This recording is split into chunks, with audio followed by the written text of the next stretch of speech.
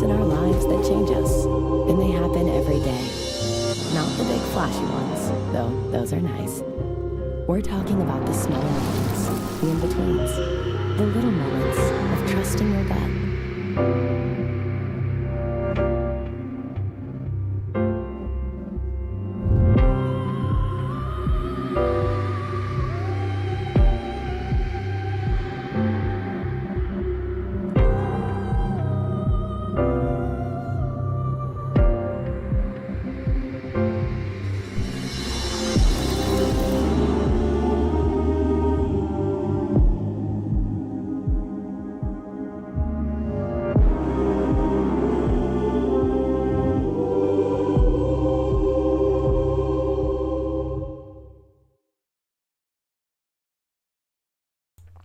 All right, we are live. Welcome, everybody. Thank you. Excuse me. Thank you guys so much for tuning in. Let me fix my mic here. There we go. Check my settings. Mic check, mic check. Awesome. All right, welcome. I hope everybody's having a great Monday. We are on day 15. I think it's the defense's third day now. And I'm trying to look for my headphone. There we go. And so today we've got Dr. Polly Westcott, more from Max Baker, who has been putting the videos together for the defense. And I didn't go live Saturday just because they really just showed the videos, and apparently they didn't allow the gallery to see them, only the jurors.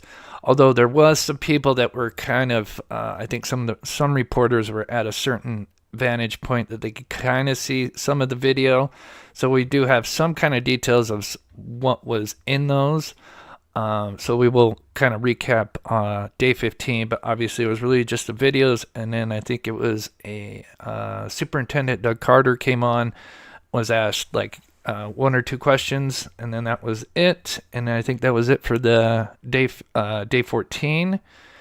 And now today, like I said, Dr. Polly Westcott, Max Baker, and then apparently Richard Allen's wife, Kathy, and his daughter, Brittany, is supposed to testify today. So interesting, because one thing I was going to mention in my previous live is I'm surprised they haven't done any kind of like character witness for Richard Allen. You know, you would think they would have somebody on there to say, okay, hey, you know, I worked with Richard Allen, or, you know, family member, you know, he's a good guy, he's a hard worker, you know, stuff like that. So maybe we'll get that and see what they have to say. So let's get into it. Let me pull this up. Let's see, we got day 15. And then once we get caught up with day 15, which obviously was really, or day 14, which was really short, and get into day 15, once we get caught up, and there's a break, we'll go over some stuff that I was kind of put together that, again, I have issues with. If anybody's new to the channel, again, welcome. Thank you for taking the time out of your day. I personally have a bias because I believe the prosecution has presented their case, and I think he is guilty. I know girls. There's others that feel differently. I just ask everyone to try to be respectful in the chat because I know emotions are high. I really wish there was transparency and we could actually see the stuff that's being presented. I think that would give us a better understanding on either side. Especially, I think hearing his voice would be huge. You know, I know down the hill is not a lot of words to go off of. Technically, guys down the hill, but I think guys is going to be kind of hard because he's speaking from a distance. But if they enhance that audio better than what was released in 2017, you know, and then hearing him speak in these interviews and over the phone, according to Murder Sheet and other people like Tom Webster, they believe when they heard his voice in these interviews, especially the phone interviews, they said, oh my God, that sounds like Bridge Guy. Again, I know, it's not a lot of words to go match somebody's compare a voice to with 3 words, but still, it would be interesting to actually hear his voice. So hopefully, you know, when this case is over, that we can actually see some of this stuff. But I see everybody coming in. Thank you guys so much for the warm welcome. As always, I'll play just a 2-minute recap of the story, just in case anybody's not familiar with the case. And then we're going to jump right into day 14, which is really short. I just have a debrief that I'll play. It's 3 minutes, and then we'll jump into today. Abby Williams and Liberty German had made last-minute plans to go to the Monon High Bridge, which was supposed to be a teenage hangout with a historic trail and a really high old abandoned bridge. The two girls, who were best friends, just had a sleepover the night before and were excited when Libby's sister, Kelsey German, said she would drop them off as long as the two girls found a ride home, which they did. Although it was February, the temperature was nice for that day, and even though it was a Monday, they had school off that day. The two girls, Abby and Libby, would be dropped off just before 2 p.m., where they planned on only staying for a couple of hours. The two teens, Abby and Libby, would begin walking the 501 trail to the Monon High Bridge. As the two would approach the bridge, Libby, who had her iPhone, would take 2 pictures, one as they passed the first platform, and another which shows Abby looking down as she is crossing the scary, tall, gap-filled railroad tie. The girls didn't know it yet, but they were not alone.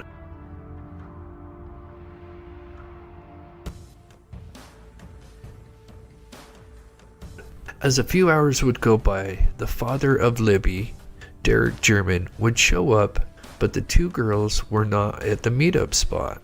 Thinking that the two teens just lost track of time, he would end up calling Libby's phone. The phone was ringing, but no one was answering. He would begin searching for the two teens, but when running into other people, no one had seen them. Eventually, the authorities would be called out, and this would lead to a search party looking for the two girls. But sadly, there was no sign of them on that first night of the 13th. With the search being called off late that night for safety reasons, it would be resumed early that next day. They brought in helicopters, divers, and many other resources to scour the area. But just around noon that day, they would soon discover a grisly scene.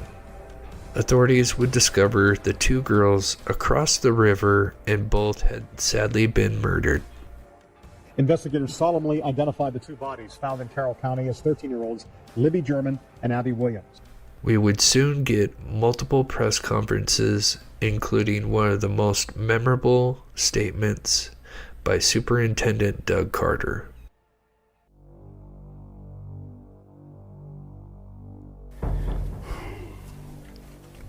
We know that this is about power to you. And you want to know what we know. And one day, you will. A question to you. What will those closest to you think of? 2 children. Only a coward would do such a thing. We are confident that you have told someone what you have. All right. Let's get going here. We already got almost 500 people in the chat. Thank you guys so much. If you can, please hit that like button. It helps this channel out. Shout out to Tom for 28 months for being a member, supporting this channel almost from the very beginning. I appreciate that. And that goes to all the mods, members, Patreons. You guys are amazing. Let's get into it. Let me hear. So I've got... So what we'll do is we'll quickly just recap day 14. Obviously, that was Saturday. Obviously, this was when they showed the videos. Nothing much that they... Not the gallery, the people there could really take notes on because, the videos weren't shown to the gallery, just the jurors. But there were a few reporters, I guess, that were at a vantage point that they could see. So we'll play this clip here. I think this is the clip talking about just the highlights. I think it's 3 minutes here about what was in those videos. So here's this. Was once housed. Our senior investigative reporter Bob Siegel was once again in the Carroll County courtroom for today's Yeah, it'd be testimony. nice to hear his voice. Tonight, he explains how the defense team hopes the video will sway the jury. The 15 videos the jury saw in court today are to help them understand the harsh conditions Richard Allen was subjected to at the Westville Correctional Facility.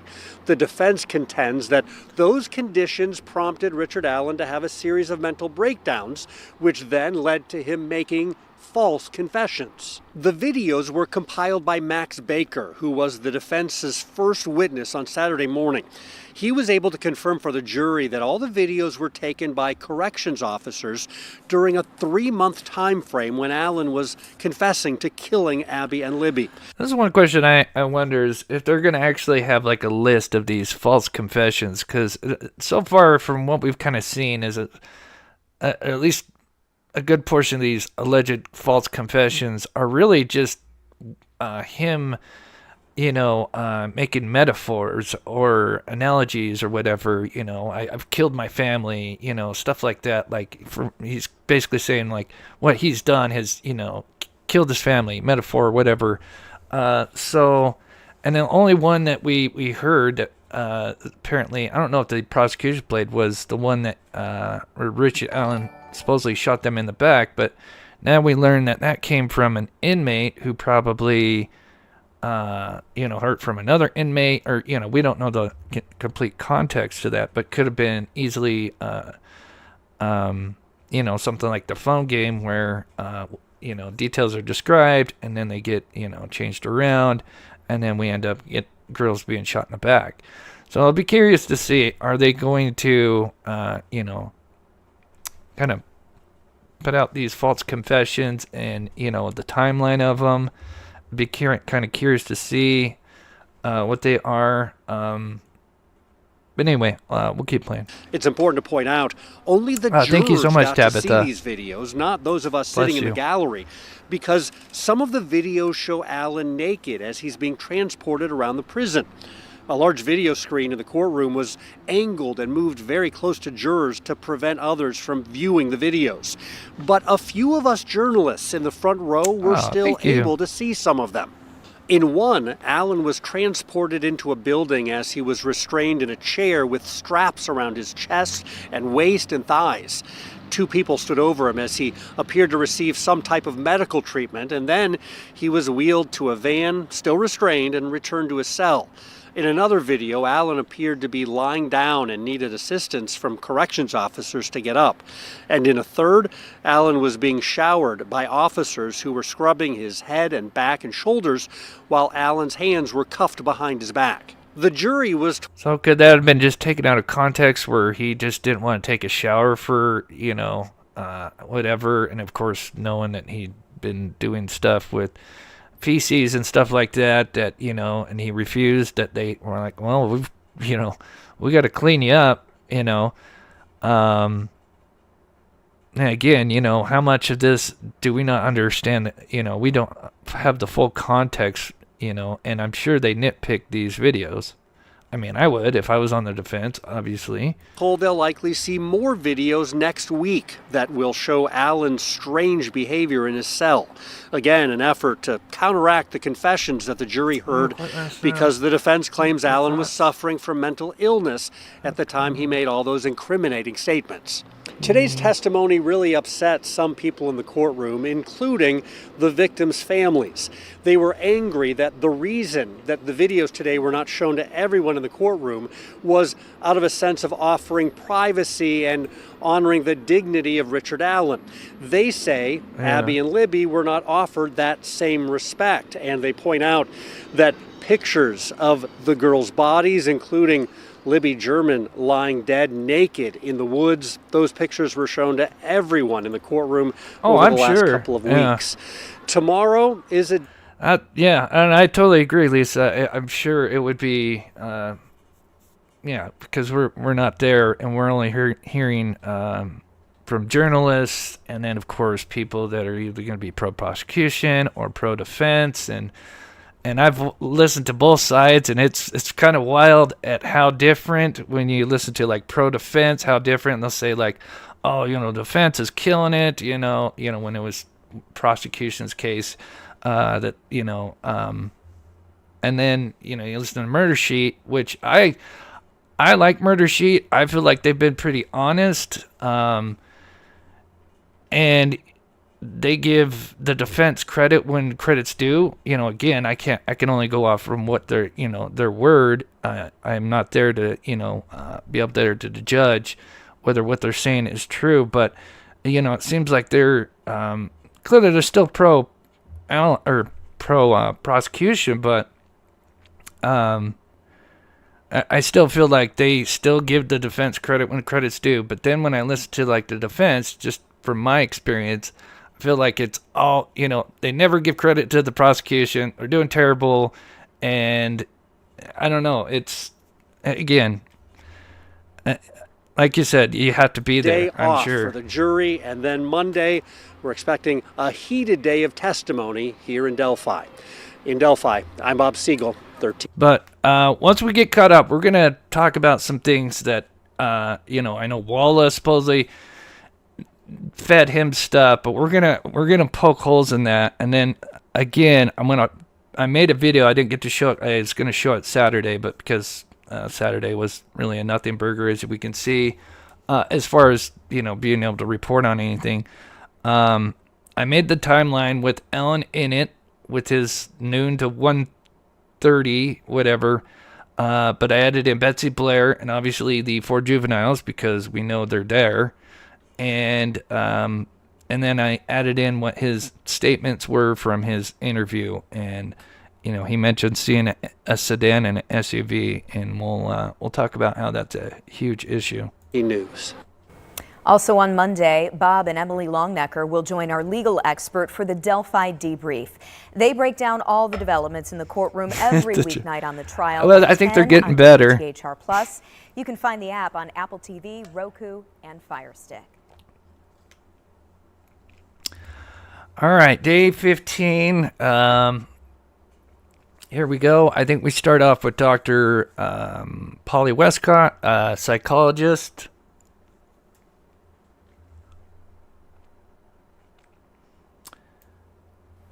Okay, here we go. So let's hear. They got the to say. defense's 12th witness is. Let me fix chat here real quick since we got more people coming in. Let me just slow this down. I can start playing it. Dr. Polly Westcott, a neuropsychologist who specializes in forensic psychiatry. In May 2023, Westcott started working with Allen's defense team at a rate of $450 an hour. Westcott has testified as a witness for both the state and various defense teams. Westcott said she worked with inmates at Wabash Valley Prison and the Indiana Women's Prison. Westcott has also worked with police crisis intervention teams. Yeah, they're doing that Westcott earlier. said when the defense team reached out, they wanted her to do 3 things. Look at Allen's mental health history. Do a neuropsychological exam. Determine the breadth and context for his mental decline during the time of his confession. Westcott started off with Allen's mental health history and records. Westcott said she watched and listened to Allen. She also watched extensive video footage and listened to phone calls Allen made from prison. Westcott said it is very unusual to get to see 20 hours of video footage of a patient and review watch notes. Westcott said she saw Westville and Wabash Valley video and information through March 2024. Westcott met with Allen in August 2023 and performed an evaluation. Westcott said this was a 2-hour evaluation and a 5-hour test over 2 days. Westcott also met with Kathy Allen several weeks later. Westcott said she also asked for medical logs, more records, and then wrote a lengthy report. Westcott's report was entered as evidence. It included the following. Allen has extensive mental health history. Yeah, and this is curious, and I'm sure a lot of this is true. So she kind of goes over not only like his mental health in the prison, but before what it was like. So we kind of get to understand, and clearly we're going to find out he suffers from what my mom used to call short man syndrome. Intense anxiety and fears about school and around other people. The fears are focused on what others are thinking about him. As an adult, Alan started medicine for anxiety and depression. Yeah, I had a friend who was short, and actually, well, he was actually a second cousin, so he's actually family through extended marriage. But we kind of grew up together. He was short, and then obviously I was tall. But we kind of grew up together. Sadly, he did suffer from depression, and I don't know, obviously I never talked to him about him, being short, but it felt like there was things that he had that he felt like he, I don't know, maybe being short, that he just, I don't know if he got depression because of that, but it was clear. Anyway, I just see some things that are said in this that kind of resemble what my cousin went through. And then he sadly took his life, fortunately. Alan felt like he was letting down his family and that no one likes him. Alan felt that way from his 20s, through his time in prison. Alan's anxiety caused his depression. Under external stress, Alan falls apart, literally crawling up in a ball. Westcott cited Alan's work history. Alan got promoted, by the added stress sent him into more anxiety and depression. Always a time when Alan was suffering from some level of anxiety or depression. But I mean, maybe, I don't know about depression, but I think we all suffer from some level of anxiety, especially when you get thrust into management or some kind of, responsibilities where you're, overseeing people. I've been in that position. I got thrown into at a very young, well, not a very young age, but I was management at age 18. I just got lucky because I was management. We got a new store, and they were hiring like crazy. But yeah, that was a lot. But yeah, I didn't. I've definitely suffered through depression, but not in the earlier years. But yeah, definitely anxiety. I think a lot of us probably experience that. Tom, thanks for all you do, Chris. We appreciate your hard work and content you put out. I always feel like they knew about Rick since 2019 presser. I think the pandemic put a damper on the investigation. Yeah, I never really thought about it that way with the pandemic hitting 2020, 2021. Yeah. Yeah, it's certainly possible. It's just too bad they didn't get his details, like his, his Google searches from 2017, 2018. Obviously, then we only have the ones from 2022. I would love to know what he was searching in 2017 or even before that. I'd like to know where's that phone. He keeps most of his phones, but this one is missing. You would think that maybe he would want to hold on to that one because he was apparently there, according to his later testimony. He's there just before and leaving just before the murders happened. You would think, having that phone, you would probably want to keep a hold on to. Scott also found Alan has dependent personality disorder. Alan really needs other people to feel like we're going to talk about the confessions. He relied heavily on his wife and mother. Someone with this disorder can't function, make decisions, or exist on their own. Constant feeling of abandonment and rejection. Needs loved ones around. He would fall apart when they were not physically there. Westcott said she had 6 conclusions about Alan. He was a fragile egg, Westcott said. Alan had a long history of mental health issues. Alan was not faking or exaggerating his mental health issues. Alan had clear cognitive decline.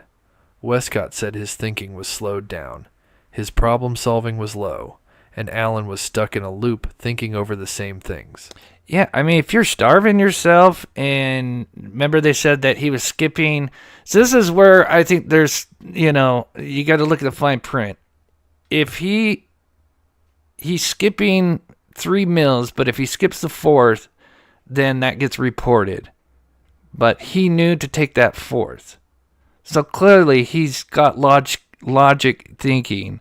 Now, do I think he probably lost and slowed down, like she said? I'm sure, yeah, especially when you start starving your body of nutrients and probably not getting sleep. I'm sure his mental health declined. I don't doubt that for a second. But does that mean he's now going to talk about details that only a killer would know? I mean, and then someone's going to claim that Walla fed him that stuff, but we'll talk about Walla and that, because I think that's BS, in my opinion, because she should have fed him certain information. Like I said, we'll show the dates about these confessions, the major ones, and what we knew at that time as the public, and what was being discussed. And there's definitely holes. He's mentioning stuff that only the killer would know. Again, how do you explain that? It don't matter what your mental health state is at. If you're mentioning stuff that only the killer would know, what does that tell you? Alan had a clear distinction of decline in mental and physical health within 4 months of arriving at Westville. Yeah. Westcott included psychosis in this, including hallucinations and delusions and false beliefs about things that aren't true. The judge told the jury this was not substantive evidence. Westcott diagnosed Alan with major depressive disorder, MDD. Westcott said that MDD and high levels of stress can cause psychosis. A letter that Alan wrote on November 9, 2022 was entered as evidence. The state objected. The defense said the goal of showing the letter was to show the jury Alan's thought process, not to share the contents of what he said. So basically, I think here she's basically showing an example that he wrote a letter on November 9th. Now, so he was arrested late October 26th. So that's just a little October 26th. Yeah, so just about a week, maybe. Well, actually November 9th. So it would have been probably like 2 weeks. So he wrote a letter, and then they compared that to his confession letter in the spring of 2023, March, April, which would have been obviously months later. And she says, well, I'll play it here. The judge allowed a redacted version of the letter. You can see their thought process, Westcott said of psychosis patients. She said the integrity of sentences was what she was looking for. Westcott said she compared the November 9, 2022 letter to Alan's confession letter in the spring of 2023. Westcott said the letter structures were different and that the thoughts were fragmented in the 2023 confession. Westcott said there was no grammar or punctuation. Westcott said Alan even signed the letter differently. The defense attempted to enter a clinical MCMI test that was administered to Alan. The state objected that they did not get a detailed copy, only a summary. The defense said the state didn't take the time to depose Westcott in the last 18 months, and that the results were available to them for months. The defense said they asked for assessment tools and were told no. The judge sustained the objection, blocking the results. Westcott said there was no indication Alan wasn't telling the truth or not being straightforward in her evaluation.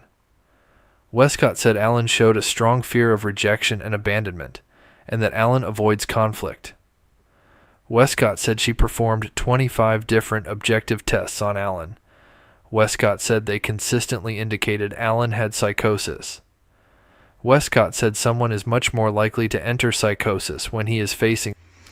So let's just look at the definition of psychosis. I think I misspelled that. Oh, yeah. Is a set of symptoms that affect the mind and make it difficult to distinguish reality from what is real. It's not a diagnosis, but a term used to describe a group of symptoms that occur as a result of a number of mental health conditions or other problems. Symptoms of psychosis include hallucinations, delusions, withdrawn from others, distorted thinking or speaking. So if he's suffering from psychosis, right? and these are one of the symptoms. In those confessions, right, those phone calls, obviously would love to hear them. From what people describe, he's calm. I would think he would have, his speech would be incoherent. People would have been saying, oh yeah, I mean, he'd be talking to his wife and we couldn't really understand what he's saying. But to me, it sounds like most of those confessions where he's telling his wife, I did it, or his mother, they're pretty, they sound coherent. Obviously, I didn't hear him, but that was what was reported by many people. So, again, I'm not a psychologist. That's way out of my field, but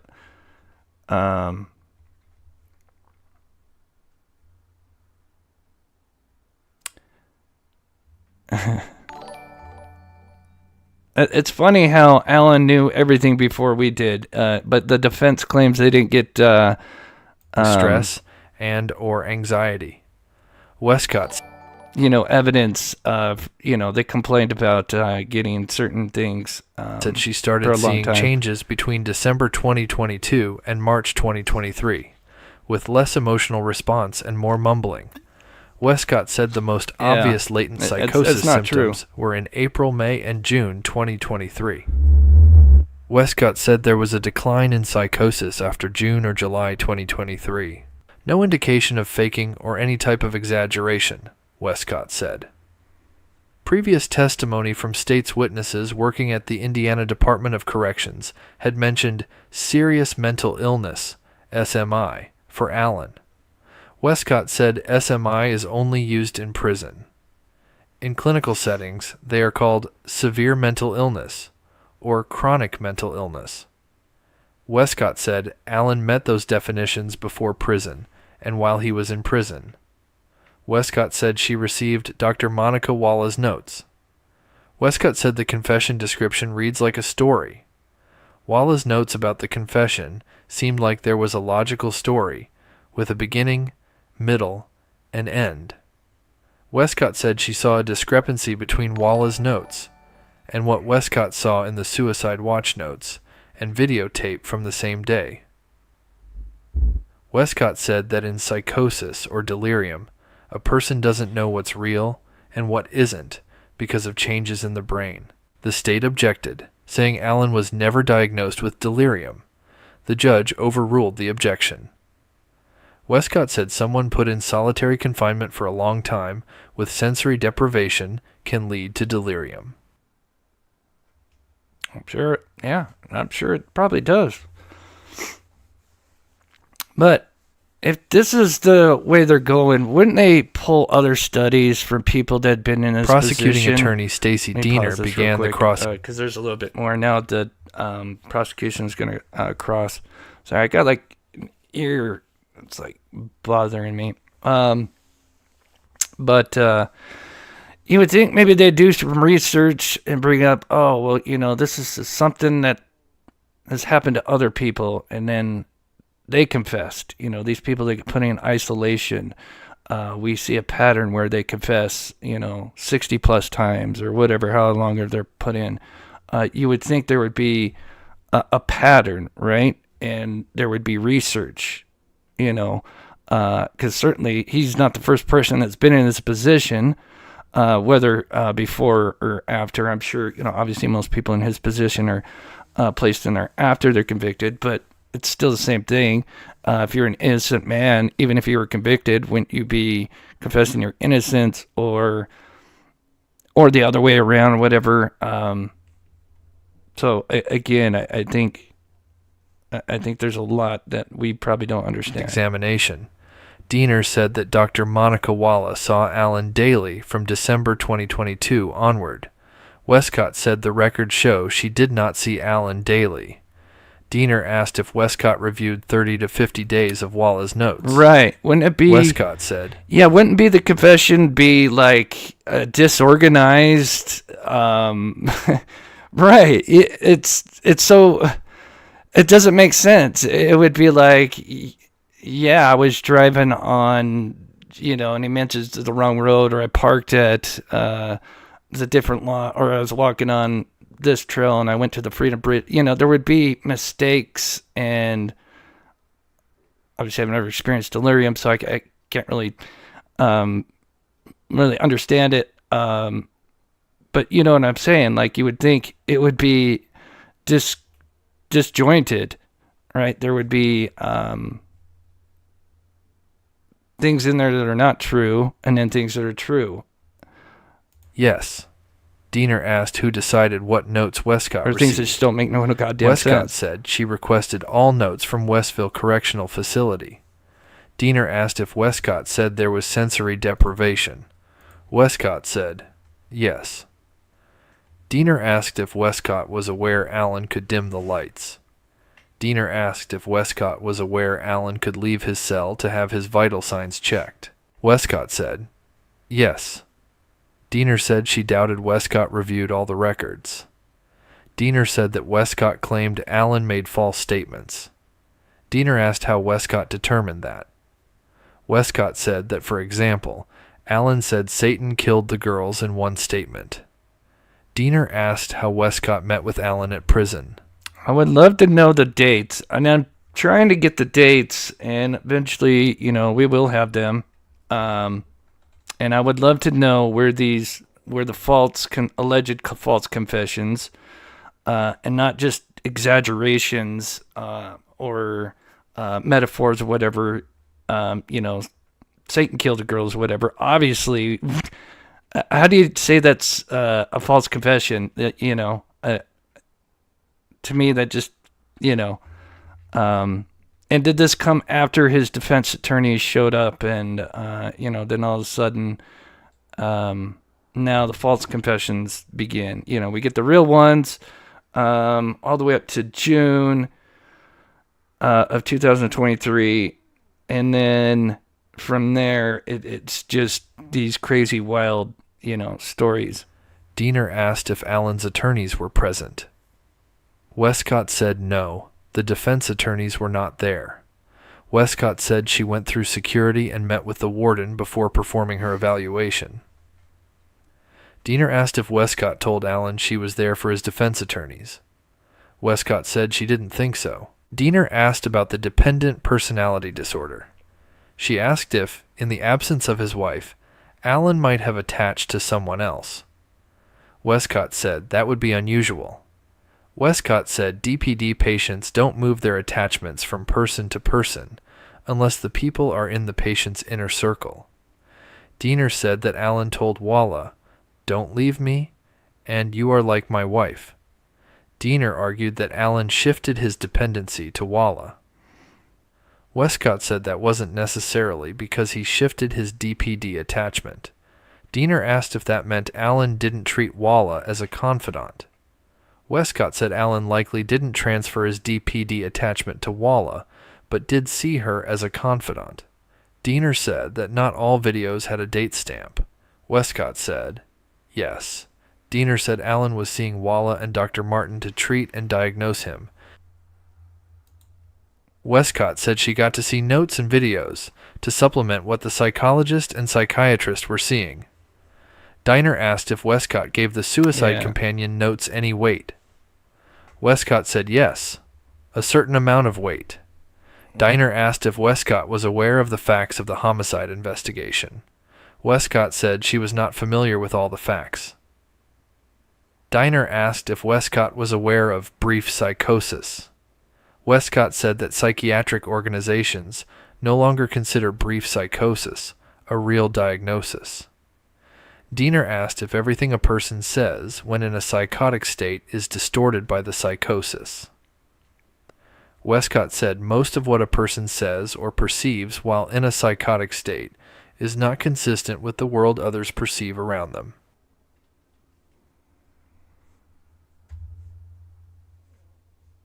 Diener asked if a psychotic person could say something. All right, so there's a little bit more here. Sorry, I've got, God, it feels like an ear infection or something. It's like driving me nuts, and it's just like in my right ear, so I apologize.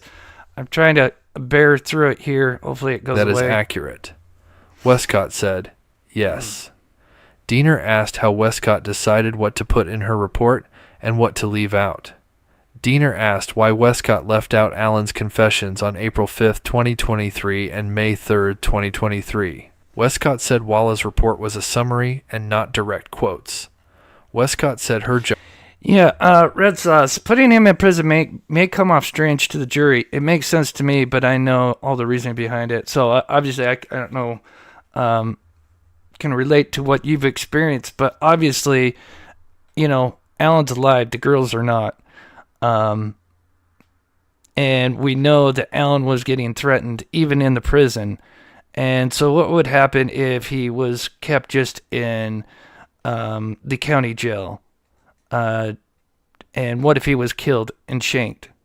Long before this. Long before they ever showed Allen deteriorating. I remember when Richard Allen was arrested, it felt like 90%. Of course, there was, you know, people like the Logans that, you know, thought Logan did it. But, you know, most of the public, you know, it felt like was against Allen. And then we started seeing the photos that came out from the defense, you know, his decline. And then that started shifting, I think, more people. And then, of course, you know, then hearing the Frank's memo. But job was to... what was I going to go with that? But yeah, again, he's alive. God knows, would they have been able to protect him? Because obviously he's an alleged child murderer, and we know that they go after those kind of people. So I think it was a double-edged sword. You're damned if you do, you're damned if you don't in this situation with Allen. Identify Allen's mental health symptoms that would explain his psychotic state. No. Diener said Westcott chose to leave out Walla's notes that Allen did not appear to be psychotic. Westcott said Walla's report does mention behaviors consistent with psychosis. Diener said there was an amended report. Yeah, I might need to. Westcott said she didn't receive the amended report. Diener asked if Westcott listened to all the phone calls Allen made to his wife. Westcott said she listened to phone calls, but couldn't be sure if they were all of them. A juror then asked Westcott if Allen had enough sense to fear for his safety. Would he have enough sense to fake his mental condition? Westcott said Allen was expressing his fear before his psychosis. A juror asked if... Would he have enough sense to fake his mental condition? So I don't know if that she really answered his question or answered the question. I think she dodged that one. Let me know. The first question, would he have enough sense to fake his mental health condition if he feared for his safety? Westcott watched the police interview with Allen. Westcott said no.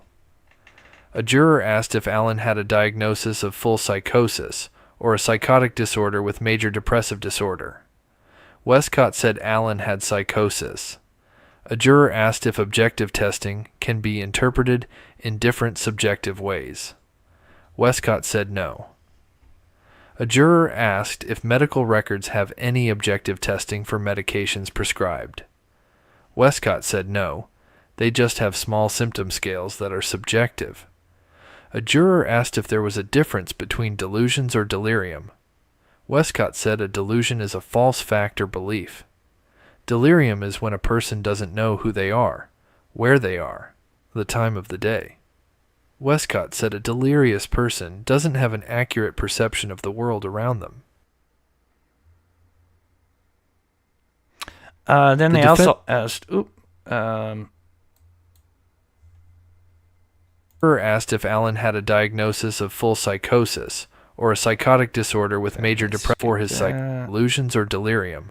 Would depression as a child cause them to become a sex? Westcott said no, but I mean, I think that's kind of a broad question. Depression, because I mean, a lot of people. So I don't know. Did you watch Allen's police interview in October 2022? She said yes. So that was another one. Because obviously, I always explain this. You know, there's no transcripts. There's no video of this. So we have to go off the journalists. Obviously, they can write so much, as they're going along. So obviously, they're going to miss questions and even maybe misinterpret things because the acoustics, I guess, in the courtroom are terrible. So I usually have the two blogs, the Wish TV and the WTHR 13 blog. For the most part, they're fairly consistent, but there's definitely, you can tell, obviously, people are going to miss stuff. I don't. Actually, I do not use Q-tips in my ears, so I've always suffered from ear infections as a kid. My nose and airway passage. Obviously, I've had issues with that. Westcott said a delusion is a false fact or belief. Delirium is when a person... I was probably outside, got that cold air coming in, and it, it's starting to go away now, which is good.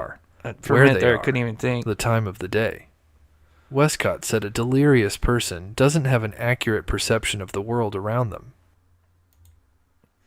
Yeah, again, when's the last time The defense called... there's been a ritualistic killing? I mean...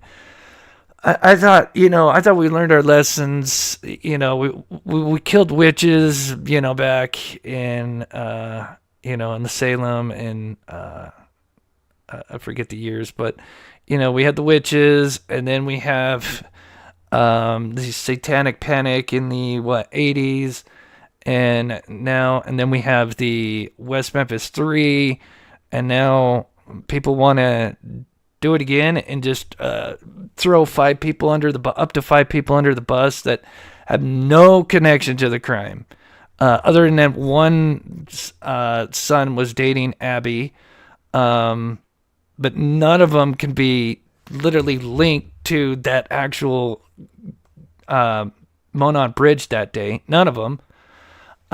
Most of them were hours away. One's clocked in, literally has an alibi, has a much better alibi than Richard Allen. Allen, I guess his memory gets better over time. It's funny how his memory and health, it works to his advantage because, his memory gets better after 5 years. He says he's there from 1:30 to 3:30, which is literally the time the killer was probably there until about 4:15. But still, 1:30 exact. And there's a black Ford Focus 2017. Something I was trying to do a little research on because I thought it was interesting in defense. People were trying to argue, well, yeah, he's got that special rims on, but those are stock rims. So if that's true, another complaint they say at the same time is that how do they know it's a 2016 black Ford Focus SE? But what's interesting is I think that SE is the one that comes with those stock rims. So if that's true, I don't know if that's 100% true, but I find it's interesting when you do look that vehicle up, you do see those rims. So if those are stock rims that are specific to the 2016 Ford Focus SE, even though they aren't special rims, those are stock rims, which would tell you that that's an SE if that's true. And again, nobody else owned one. And so in the whole of not just Delphi, but Carroll County, which is much higher, numbers than the Delphi 3000.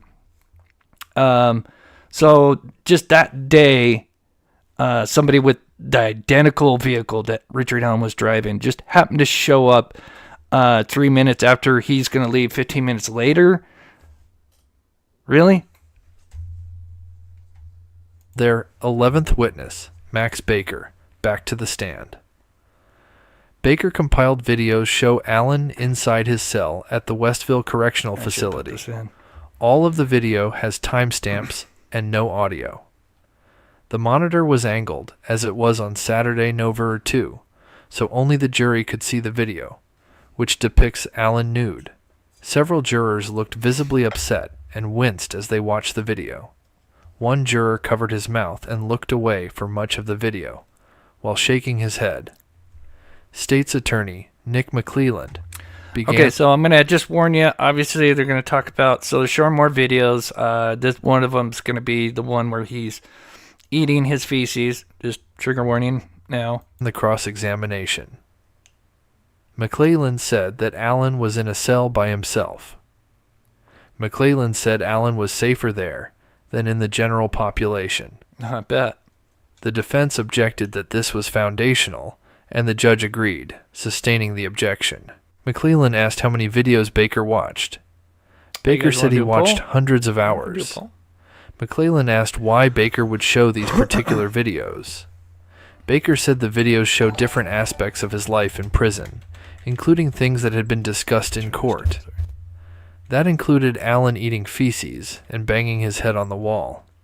It also showed a meeting with Dr. Walla, Allen showering, being tased, and getting medical treatment.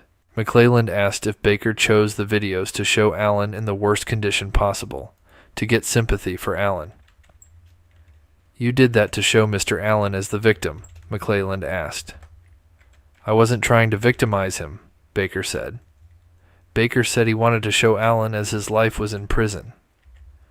During redirect, defense attorney Brad Rossi asked Baker, "Did you choose these videos to show the jury the truth?" Baker said yes. During cross-redirect, McClellan said that Baker didn't want the jury to see other videos. Baker said that, as far as he could tell, McClellan didn't want the jury to see other videos either. Baker said McClellan objected. Baker said he was prepared to show other videos. The jury asked Baker to confirm if the defense attorneys instructed him to show the worst videos. Baker said he had discretion and was prepared to show other videos until the state objected. Jury asked Baker to sorry. Let me turn this back up here. The jury asked Baker to confirm if the defense attorneys instructed him to show the worst videos. I doubt he's gonna. Baker said he had discretion. And was prepared to show other videos until the state objected. So he danced around the answer, which you can't blame him. Again, at the end of the day, even though I feel like Richard Allen's guilty, I still want him to have a defense so that at the end of the day, if he is found guilty, or then at least they could say they didn't put up a fight. But again, at the end of the day, no matter what we think, it's up to these jurors. And they sound like responsible people, and hopefully they take in all facts and come up with the proper decision. June, thank you so much for the $1.99 super chat. God bless you. Will the police interrogation confession videos be released after the trial's over? I believe so. When that will happen, I don't know. Obviously, Judge Gull is a pain in the butt. I think that's where I think a lot of people would probably agree. I'm not a huge fan of her. Indiana's had an issue with transparency in general. So you got to keep that in mind. And it's not just Judge Gull, but I really can't stand her because, I think she's the judge they kind of need, but at the same time, I think, yeah, she's everybody with this case, this is definitely going to be a case that goes down in history, that has been obviously, researched and covered. And so they obviously knew the public interest in this. And I understand in ways why you may want to do a video, court where it's obviously live. I think they could have done we've seen it done so many different ways, where there's just a camera on the judge and the attorneys. And then there's ones where they can even do where it's a delayed broadcast, so it's 30 minutes behind. I think they did that with the audio in the first Lori Vallow case, if I recall. I know it was audio, and if I recall, let me know in chat if I'm wrong. I think it was delayed like 30 minutes or something like that. So At the very least, they could have done that. So, yeah, it kind of sucked. McClelland asked if Baker showed videos from the days Allen confessed. Baker said he didn't have the dates in front of him. The jury then took a lunch break.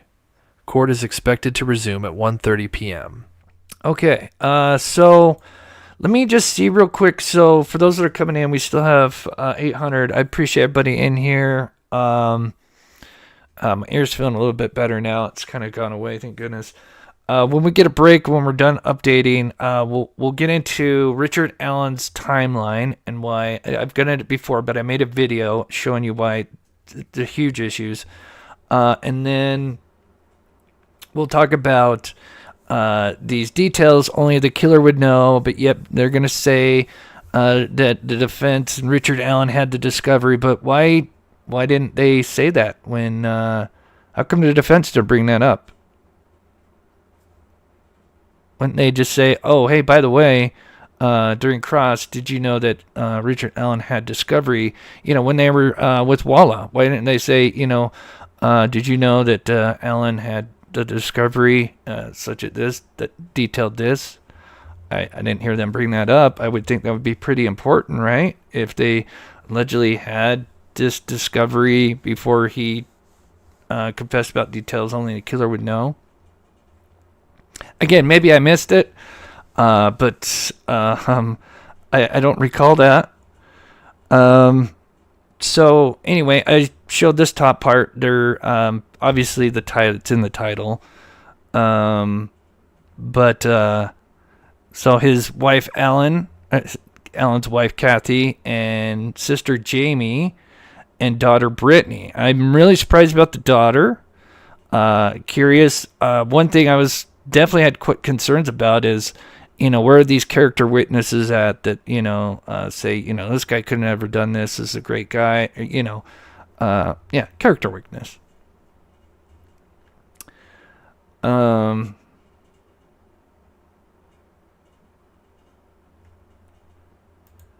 Jason, we're not part of the jury, man. Like, this is out of our hands. I'm a grown-up man. I can share my opinions. If you don't like it here, you don't have to be here, Jason. I mean, I respect you feel differently, but I've seen the evidence. I mean, I haven't seen everything, but I don't know any other person that's confessed to being there, and the timeline actually fits with what the witnesses said. Like, no one else fits. And we'll show his BS timeline from noon to 1:30 and how I could pull, I want to say a million holes, but so many holes in it, and we'll show that here in a minute. But let's see what we got here.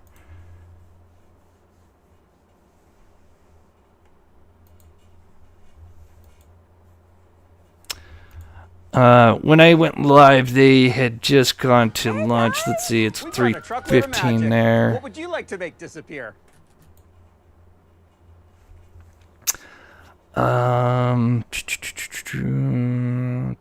Is this more? Okay, I don't have anything for that one. Let's see what we got here.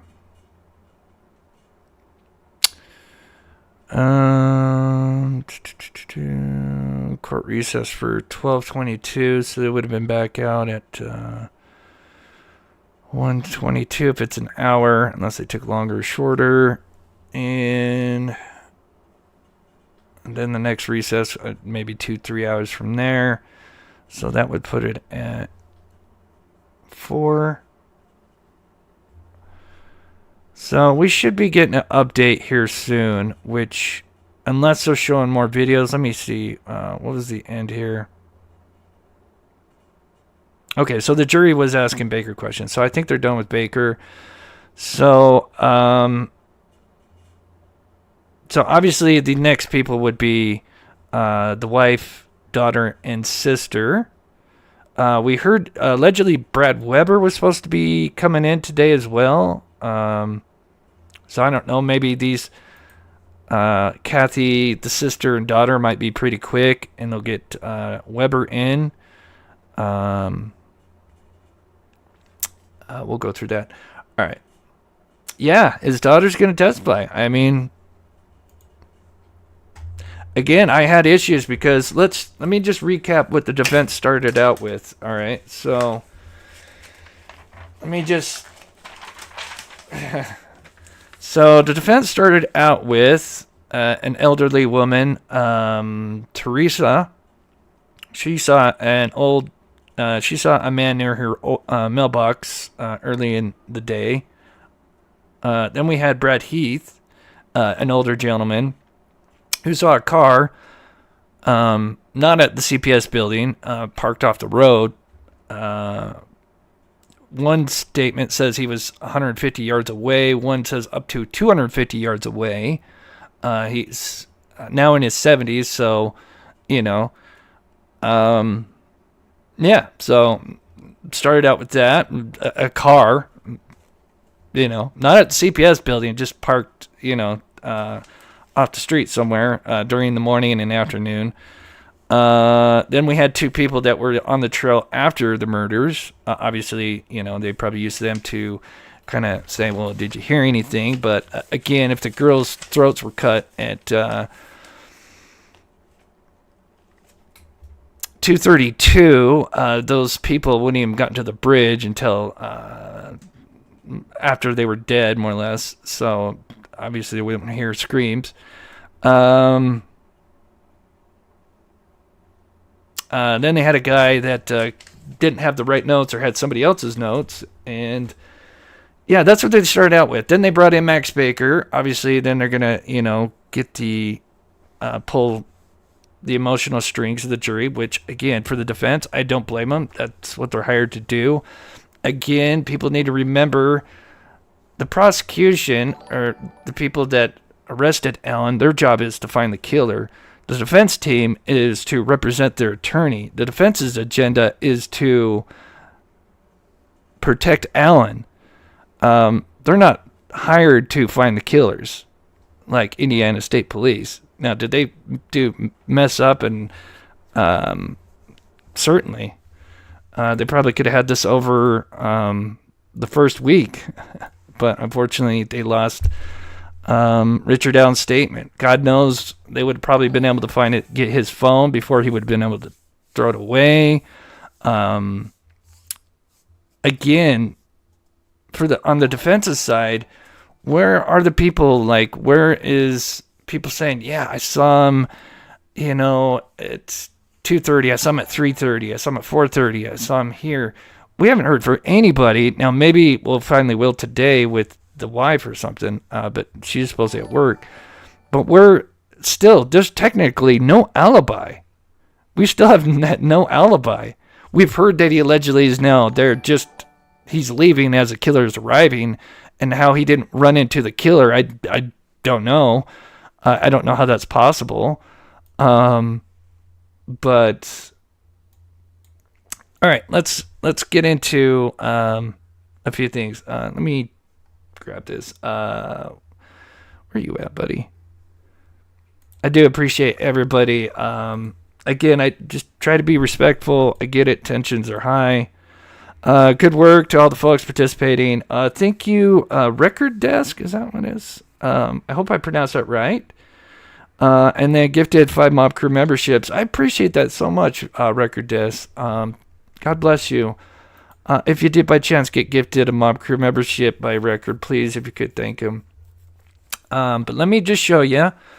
And if there's some defense people, on the Allen side, I would love to get your thoughts and explain this in a rational way, because certainly we haven't heard the defense do it, and I haven't heard anybody give a rational explanation. So let me show you guys this.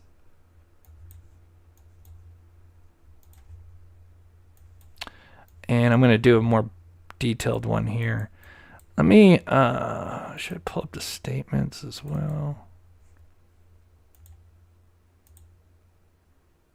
Okay. Oh, I cut that up, and that's okay. We only need the sedan and SVU. Okay, so Alan said that he saw 2 cars, right? Because now he's there from noon to, 1:30, 1:45. How convenient. His memory gets better after 5 years. Not suspicious at all. And he's going to be leaving. It's not like he says he's there from like 9 to 10:30 or something. It's conveniently just before the murders happen. Like, don't you think there's an issue with that? Okay, so let's talk about his timeline, because there's people there with hard evidence that we know they are in certain areas that you can't explain away. Again, this is a linear path. I mean, look how this crime is one path. It's not complicated. It's pretty simple. Okay, so here we go. We got noon. Guess who comes arriving? We got Betsy Blair. How do we know? Because she's seen on the camera at 12:02. Now we got Alan parked at the CPS building. I listened to multiple interviews because, he was kind of sketchy, in my opinion, about, exactly where. But from what I understand, he, after listening to multiple people, that he more or less confirmed that he parked at the CPS building. We could still do it the other way around. We could say he parked at this parking lot, but it'd still be the same outcome. So here comes Richard Allen, right? Now remember, here comes the 4 juveniles. We know that they're going to be there at 12:43 because they take pictures, metadata, hard evidence. Can't disprove. So you could have, say, Alan take a few minutes before he actually gets to the trail. Maybe he's in his car for a few minutes. So he would be right behind these girls, right? Betsy Blair's doing her loop. So now she's just going to barely miss these girls. This is why I love visual timelines, because they don't lie. Now, I could have a few things slightly off on the exact timing. But again, we're just on a linear path. So Betsy Blair, now when her loops, for those that don't know, what she does is she parks at the Mears entrance. Guess what she drives? She drives an SUV. She goes to the bridge. She walks back to the Mears lot. Then she takes the 508 trail, which goes down here. That's one that takes you down to the creek. And then she goes to the Freedom Bridge, and that's her loop. So she kind of does this star type thing, really, if you think about it. Okay, so we're coming.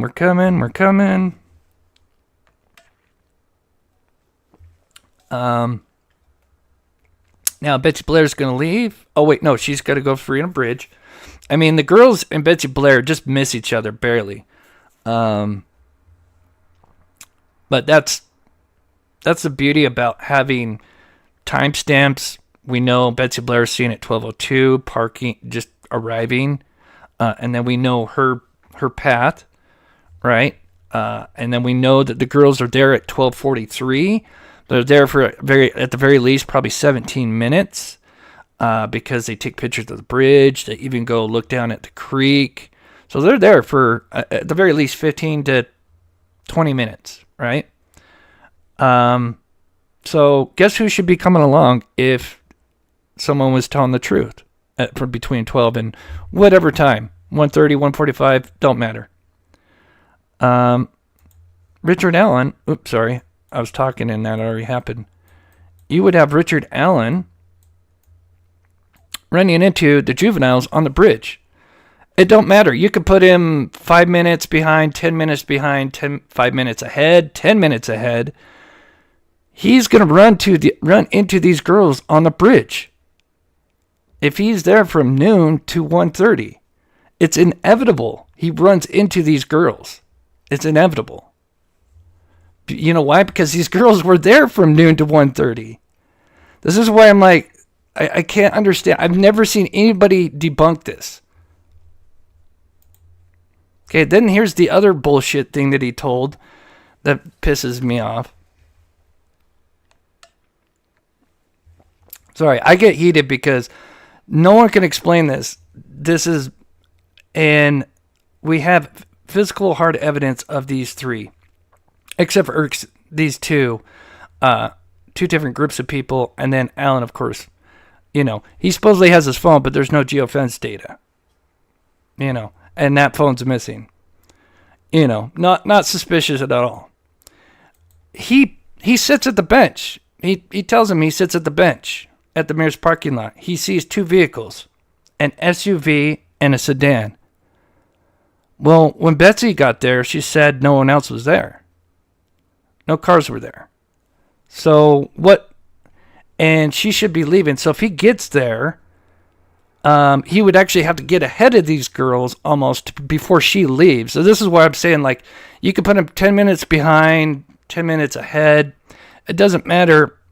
It's bullshit, because if you don't get him there by, what was she seen at?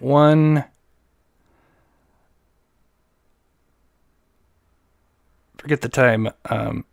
1:15. So she's seen at 1:15. So he has to get to that bench, right? So he has to go to the bridge, right? In his second story, right? The one where he's now telling the truth, right? So he's on the stock ticker, remember? He's on the first platform. But then he's going to go sit on the bench when he comes back before he leaves. He sees a sedan and SUV. So if he's going to see Betsy Blair's SUV, he's got to do it before 1:15, which means they're going to be on the bridge. But there's no sedan. There's no mention of sedan by Betsy Blair, so that's bullshit.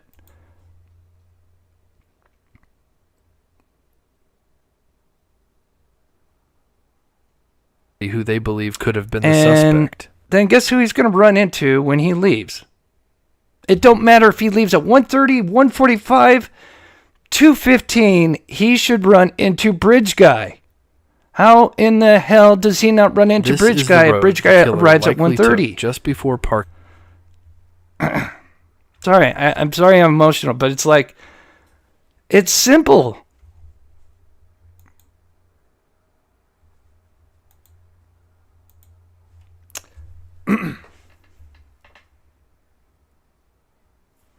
Thank you, Janet. Again, anybody disprove this?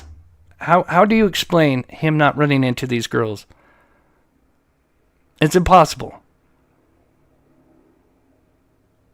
Unless he's lying again and he's, I'm sorry. That's why I love visual timelapse. Again, this is a linear path. It is simple. With hard evidence from these girls. The killer arrives at 1:30. So now they're saying he's off the trails by 1:30, and then they throw in this 2:15, but Alan never said 2:15, but now he remembers better now. At some point he tells his attorneys 2:15 to some point. So his memory's getting better, but yet his mental health is declining. So explain that? Like, it's so simple. It's bullshit. Who they believe could have been the suspect. Sorry, it just gets me, because it's right there. Like, he would have ran into the girls. That they're saying there's a second group of girls. But it doesn't matter if there's a second group of girls, which, why didn't they come forward? You would think they would we'd hear about them. But it would not matter about the second group of girls, whether they were there or not. They weren't, but even let's just say if there was a second group of girls, he describes one of them as black hair. Riley Voorhees has black hair. He describes one of them as like babysitting, and at least one of them looked like sisters and half-sisters. Well, all of that is true with the 4 juveniles. Holy shit. His original statement was true from the very beginning.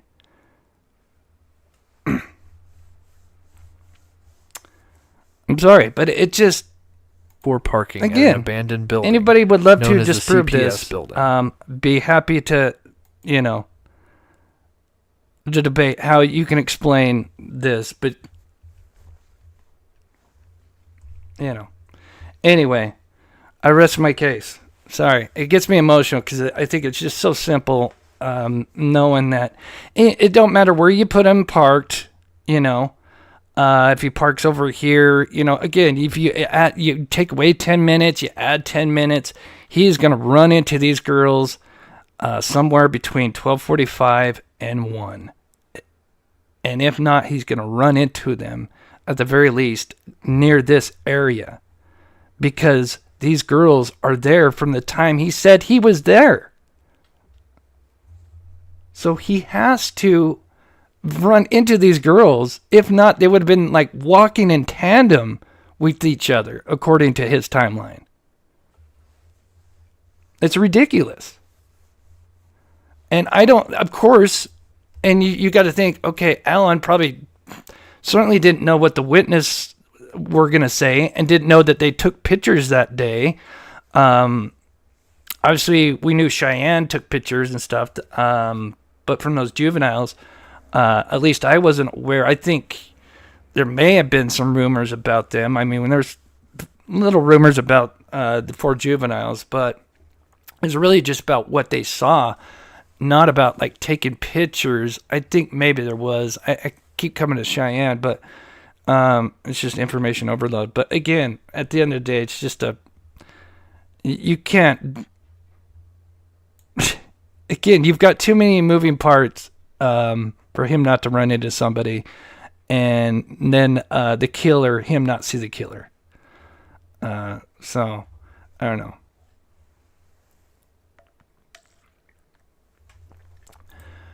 Right. Yeah, he's wearing the same stuff. Yeah.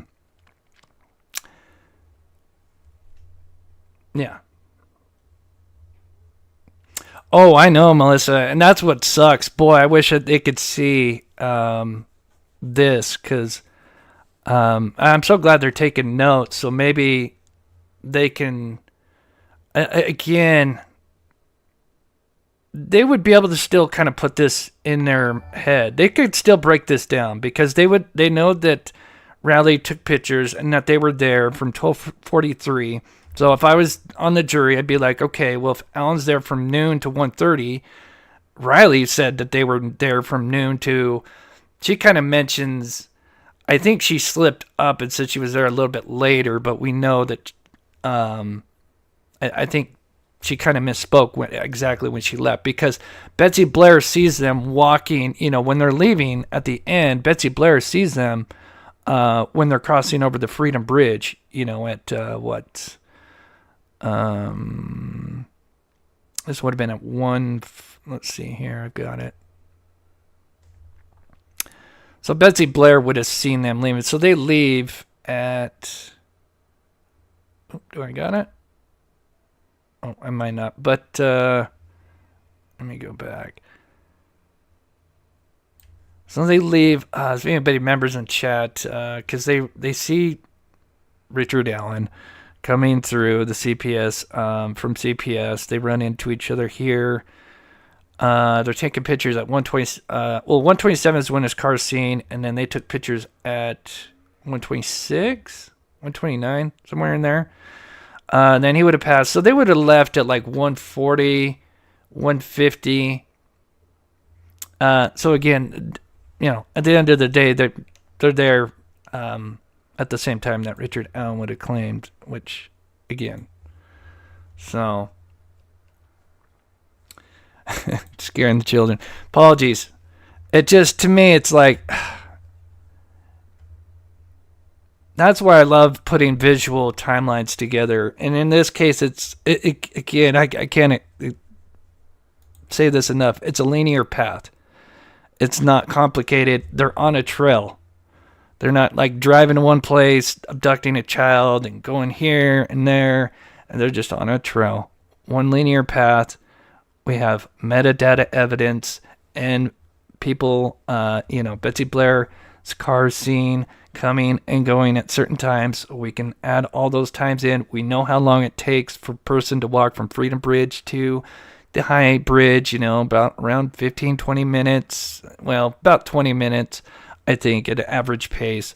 So, you could leave a little margin for error. And that's why I say it don't matter. You could throw him a little bit later, a little bit earlier. They'll all run into each other. But again, Richard Allen, when he came back in for that interview 5 years later, of course, he knew that now, of course, knowing information that was out in the public, clearly he was researching the case. He knew that the killer probably arrived at 1:30. And so conveniently, he's leaving at 1:30, but then probably didn't think about, oh shit, if I left at 1:30 or even after, I should have ran into the killer, but probably, he just wanted to make sure he was out of there before, the 213 abduction, but didn't think about the girls having metadata and cameras capturing his vehicle and all that.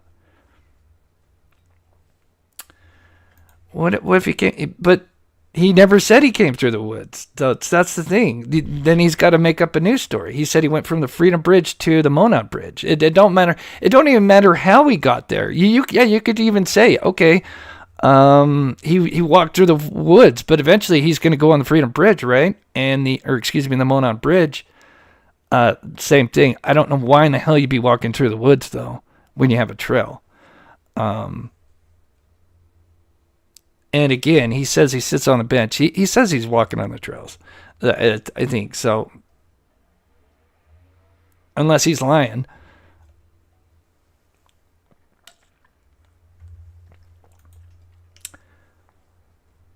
Oh, pointing out that simple fact. I'm waiting to see if there's CVS security of Tim. You know what? If he did that, there wouldn't be, because obviously they wouldn't keep that footage. If they didn't know about him, or they did, but they didn't. If they didn't think he was a suspect until 5 years later, obviously that footage would be gone. That's the same thing with his. Even if he threw his phone away, it's too bad it's 5 years later, because they still could have gotten that data, but phone carriers only keep records for a certain amount of years. Each carrier is different. I'm not sure the time frames on each one exactly, but so yeah, 5 years obviously, even though he got rid of his phone, conveniently he keeps all of his other ones.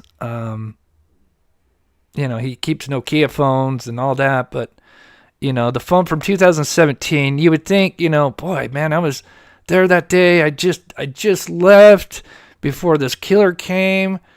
Man, I think maybe I should hold on to this phone. Maybe they might need this data or something. Certainly researching it, knows about the case.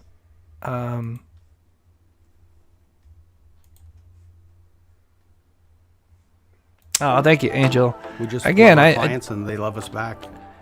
I've looked at other, the pro defense, or the pro Allens, whatever, and they're like, yeah, let's attack the timeline. Well, this is what they do. I'm trying to research to see if there's any updates right now. I don't see any yet. I'm sure we'll go another 20 minutes. At the very least 20 minutes more. I still got a few more things. So yeah, we're going to talk about the discovery and stuff too. These confessions, because I just want to go over a few of those as well, and why I think it's BS. And in fact, let me change this page. But I think maybe in about 25 minutes, maybe we'll hear some updates about Kathy and the daughter. Actually, let me check Reddit before talk about something else real quick here. Let's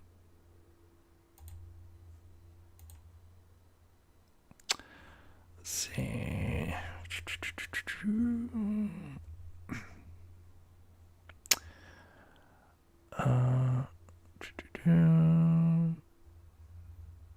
Nothing yet. Okay. All right. So let's talk about these confessions, right? And the issues I have with them. And I need to put this together. So, what the public didn't know, The public didn't know anything about the sticks. You know when the sticks came out? Now, the only thing we did know about the sticks, okay, so I will say this. Yes, we had the David Eskron text where it said Libby was nude and it looked like she was covered with sticks and leaves. Actually, I think he said leaves and sticks. But either way. So, if Walla was feeding this information to him, then the van, which people are talking about a van, in my opinion, I think it's bullshit. The van, the only thing I covered this case. Now, I didn't cover this case. You know, there's channels that are just built on Delphi, right? But the only thing that I remember a van being talked about was they thought there was a van originally back in this. They thought they saw a van back here in this photo.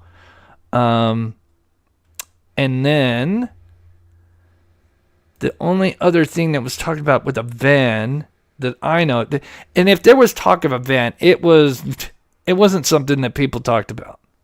So, this thing where everybody's talking about a van for, years and years is bullshit. I'm sorry, pardon my French, but bullshit.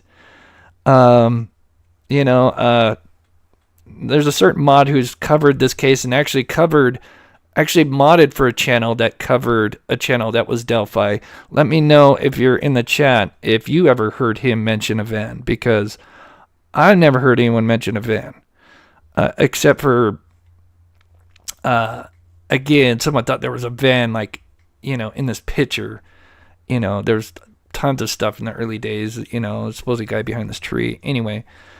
So the van's BS, in my opinion, but, I'm sure others would say differently. So here's the issue. Here is Alan's statement right here.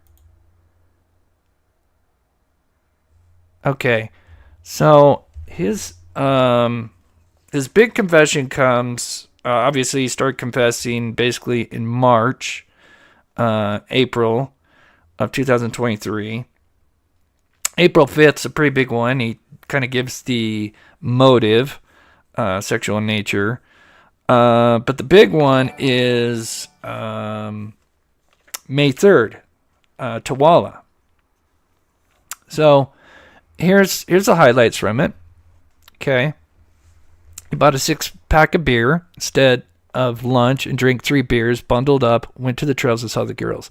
So far, what I'm reading, I don't hear anything that's disjointed. Remember, his mental health is supposed to be messed up, right? So shouldn't this kind of not really make sense? Shouldn't there be, areas where there's some weird inconsistencies, or unless Walla's feeding him information, but then we got issues, because if that's the case, well, how in the hell did she know about the sticks?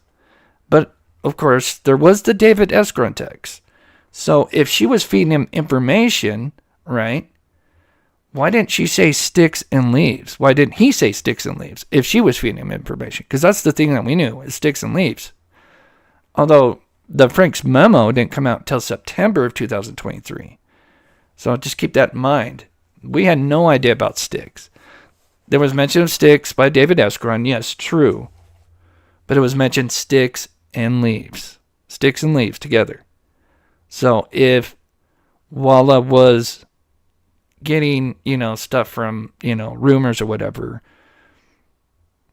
we should have sticks and the words branches, which is actually even bigger, because branches, sticks, you think small, branches is actually more of what they found on the girls.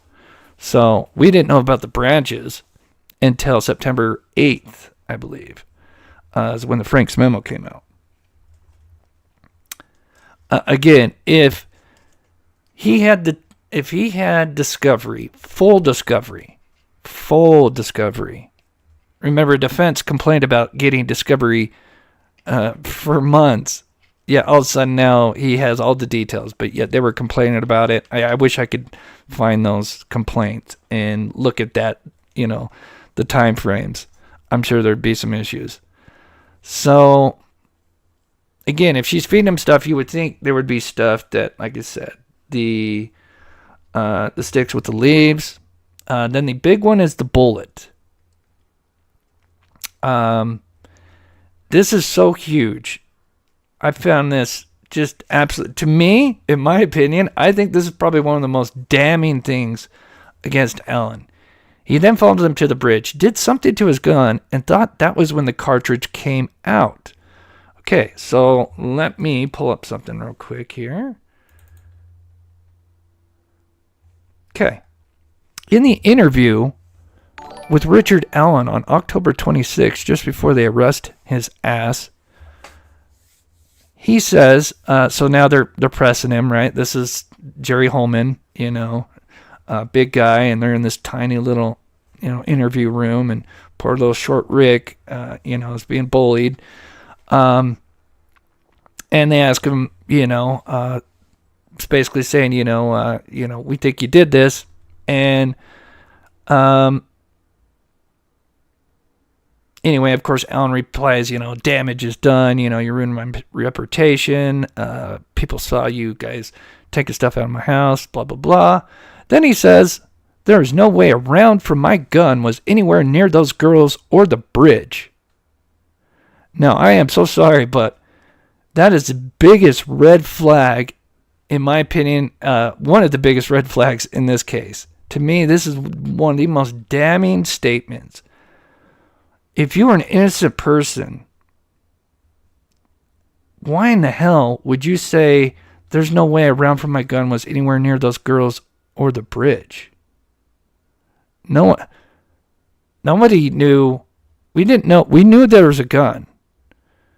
We didn't know it was racked until the PCA came out when he was arrested. So obviously he wouldn't know that. He would know that obviously it was speculated a gun. It was pretty obviously even transcripts of what was said, but there was never mention of the guy racking his gun. It was never mentioned. I even have a video on it covering from the creator who interviewed the mother about the transcript that was said in there. There's mention of the gun, so we knew the gun, but there was no mention of the gun being racked.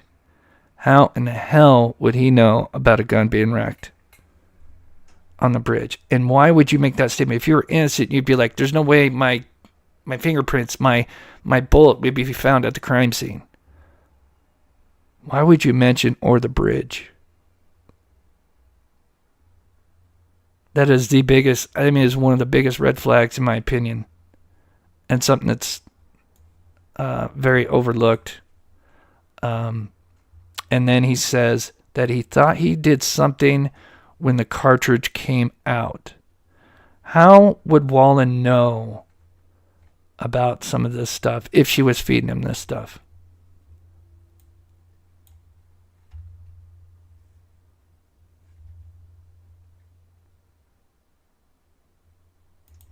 I don't understand that statement. Yeah, so he's saying there's no way a round from my gun was found anywhere near those girls or the bridge. But in this interview, they only tell him that we found a round at the crime scene.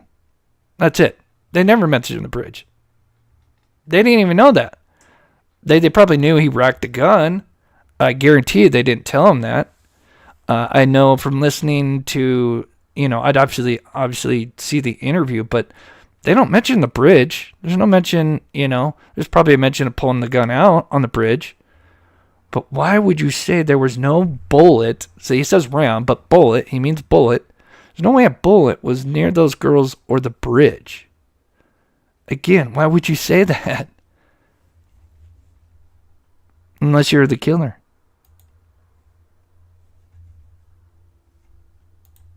Obviously, I caught that statement right away. I've gone over it, but I'm like, holy shit. Like, that is just something an innocent person would not say. You'd say, like, shit, yeah, you're not finding anything at the crime scene, but why would you mention a bullet on the bridge?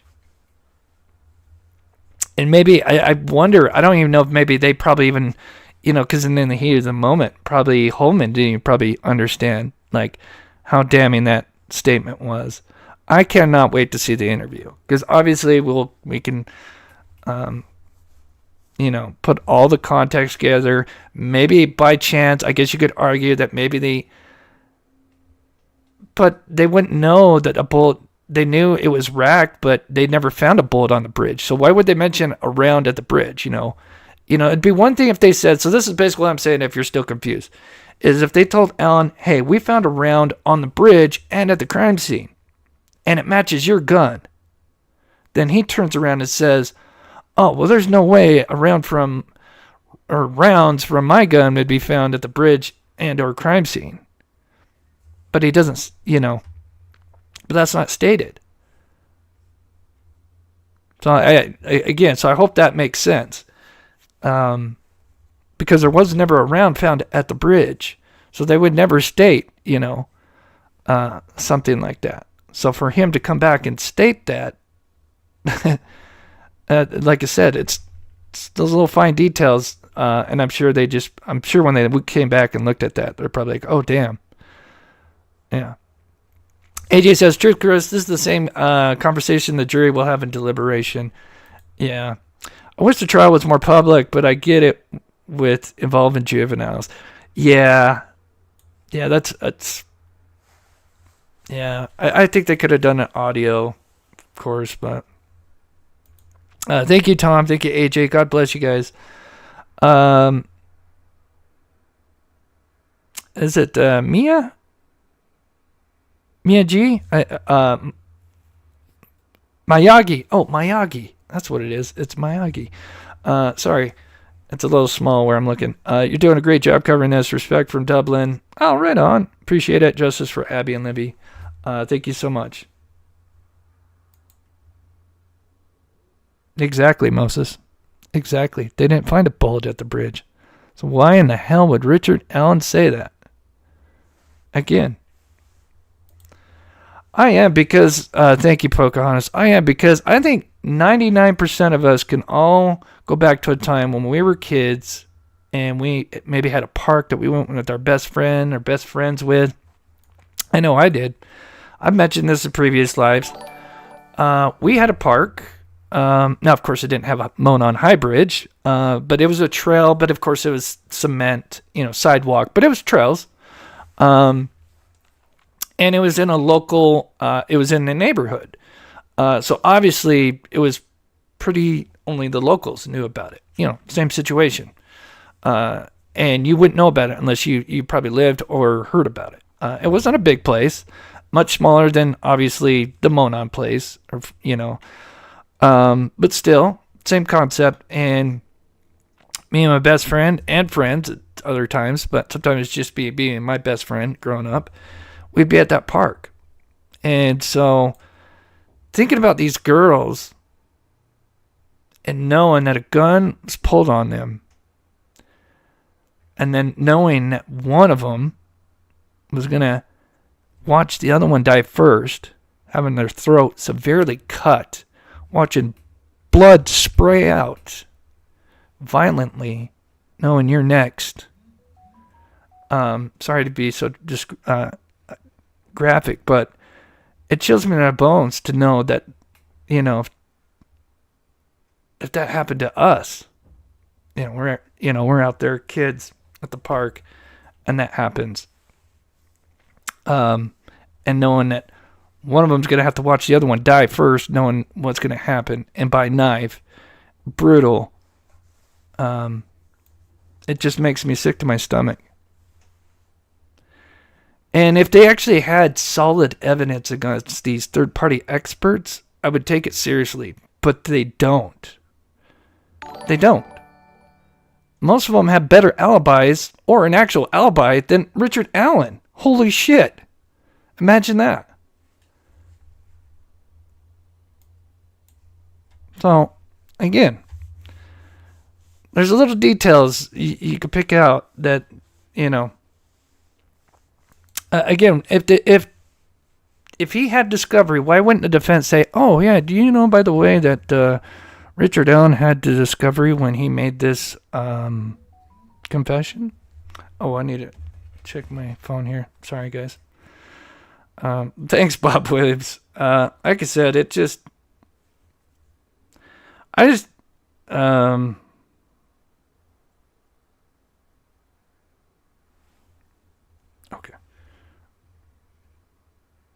If I just check chat here real quick here.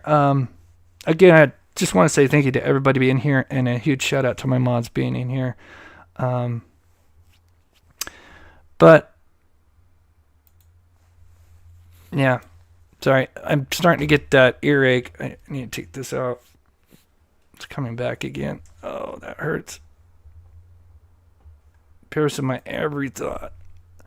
All right, let's see if there's an update real quick here, guys, and then I'll get to chat in just a second. I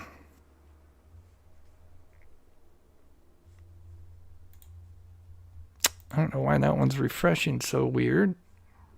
There are moments in our lives that change us. Okay, no update there. What time is it?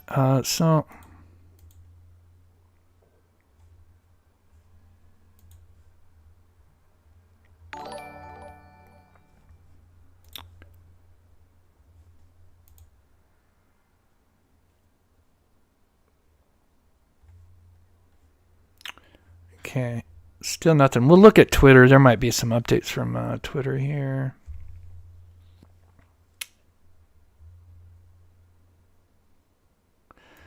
Too many chances of opinion on changes of opinion of professionals. Example: it was a serrated knife. Now they say smooth blade and a serrated knife. I mean, to me that makes sense. They always felt kind of serrated, but maybe there was two blades involved. Yeah, I agree with that.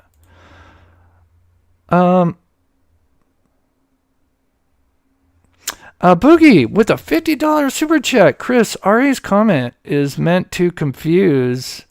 He tells partial truths. Yes. Oh, yes, Boogie. I completely agree. I think, yeah. Definitely. I 100% agree. He does. He, after, his original statement, which was probably the complete truth. But yeah, he does. He still throws the truth in there, and maybe either can't help it or what. But thank you so much, Boogie. Much appreciated. Carrie, no apologies necessary for common sense and critical thinking. I love your transparency. Thank you, Chris, for revealing the monsters under our bed. Thank you so much. I wish I was feeling better. Oh, I started feeling better, but now I've got this. I got some cold air. Obviously, we got snow in the mountains. It's Utah here, so we get snow pretty quickly in the higher elevations. In Utah, it's always changing with the weather. But yeah, I was outside and I got some cold air in my ear, and it just now kind of vibrating through my head. All right, let's see if there's anything from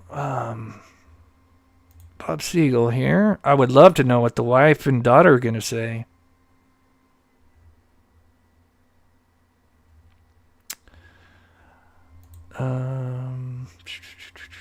Angela.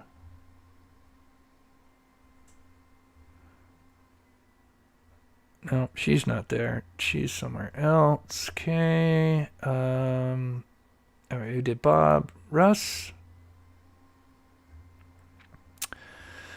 Nothing from Russ. Where's the Max guy? What's Max? Max Lewis. Okay.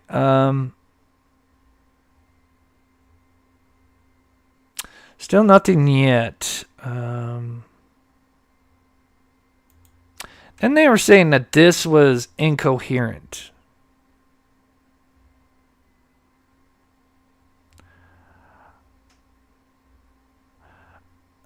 Which, what's this dated? 3/5/2023. So didn't she say that his critical writing skills in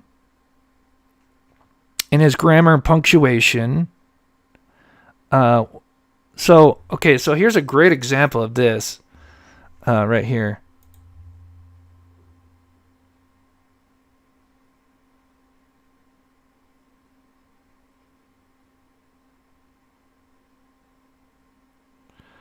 Todd says, RA obviously believed that meant the gun had been fired.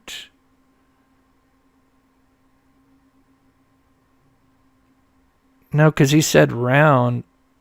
I don't know. You'd have to ask Alan that.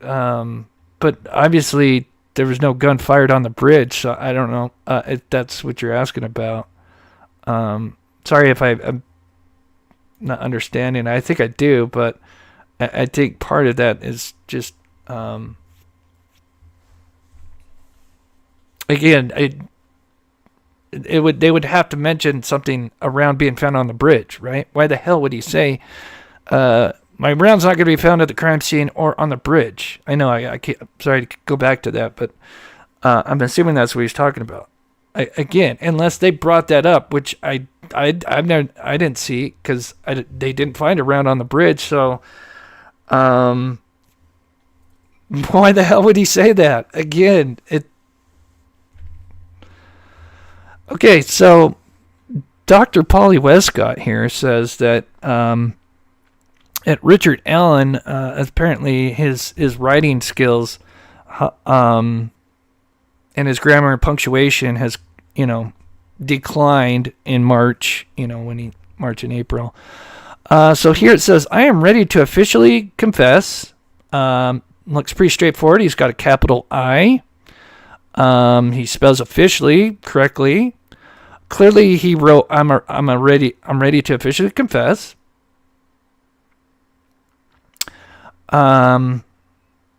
Killing Abby and Libby. He's probably adding stuff in. I'm assuming he's probably started, I'm ready to officially confess. Probably left it there and it's like, okay, well, I'm going to add more, killing Abby and Libby.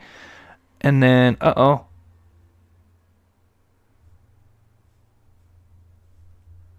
shit.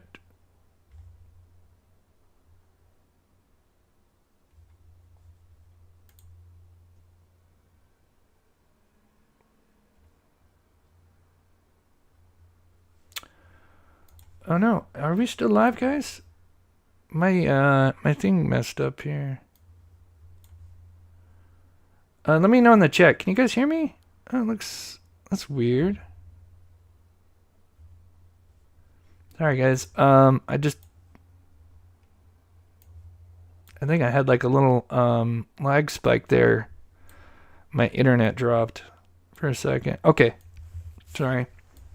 Anyway, the point I was making, I don't know, maybe you disagree, but to me, he's got a capital I. I hope I get the opportunity to tell the families I'm sorry.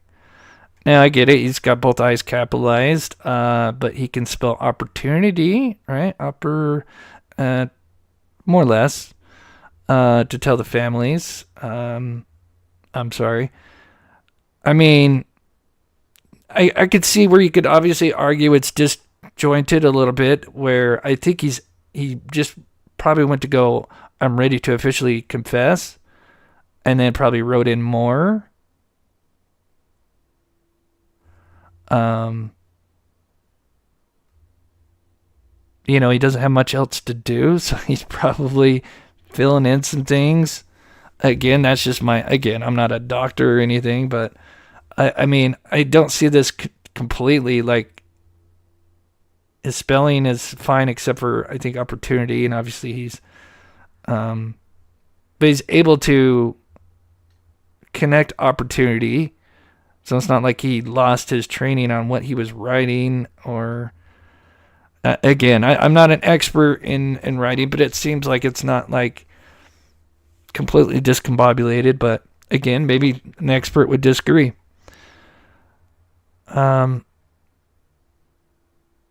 Another thing is, I don't even think we've heard all of the confessions. I think we've heard a good majority of them, but there's supposedly 61 plus confessions. I know we haven't had 61. I don't know what the count is, but I'm assuming we're still missing some. Sorry guys, my internet kind of went weird.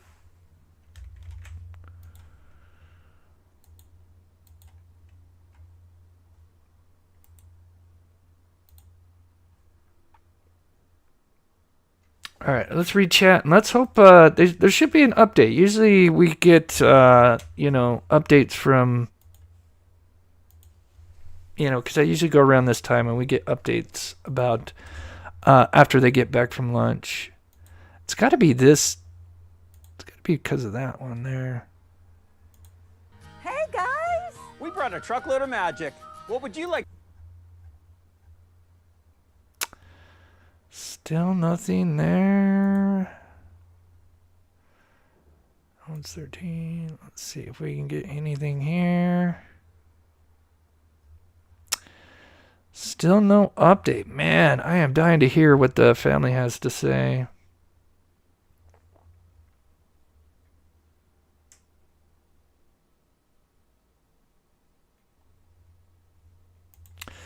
Metaphorical Oracle. Ooh, that's a mouthful. It's a cool name, though. They also asked him if he kept one in the chamber while knowing he racked a gun at the bridge, so him stating there's no way his bullet was at the bridge is even more explosive. Yeah, I'd have to go back and listen to that interview, but I know the one thing they never said is that, a bullet was found at the bridge. So at the end of the day, why would you say around it? Why would you ask that? Not to keep rehashing that, but again, to me, I think that's a statement that holds a lot of weight. Yeah, that's true, Sensei. Yeah, it's a recreation. I'm assuming they tried to recreate it. So, yeah, I guess in a way, yeah, can we fully judge that? I mean, I'm assuming he would have written it. He was trying to one-to-one copy that. So, I'm assuming it looks something similar, but you make a great point, Sensei. It may not look exactly like that.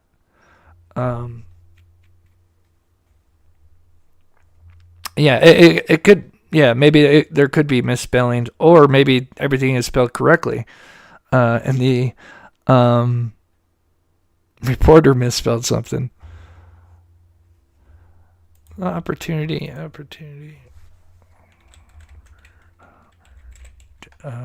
Oh, it is an O. No, yeah, so you spelled it right. Why do I think it's in with an I? Okay. Yeah, so he spelled it right.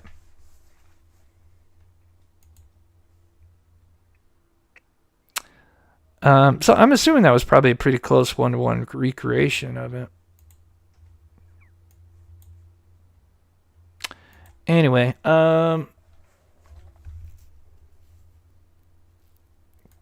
did they find the knife that matched the crime? See, that's the thing is they had trouble because, and in my opinion, it's because it was a box cutter along with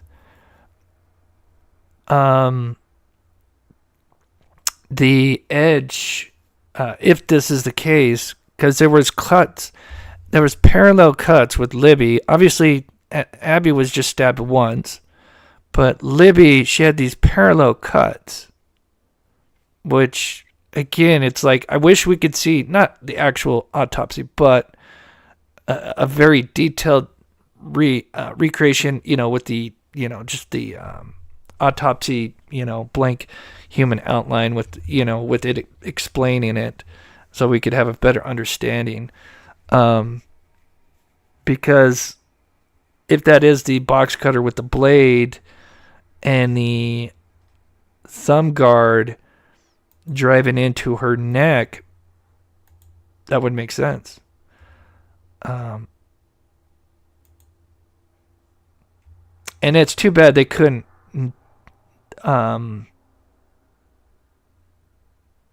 nail that down as far as the murder weapon. So, but again, we always thought, originally that Libby's head was more, nearly decapitated. Find out that's not the case. And then with Alan mentioning a box cutter could obviously do some serious damage.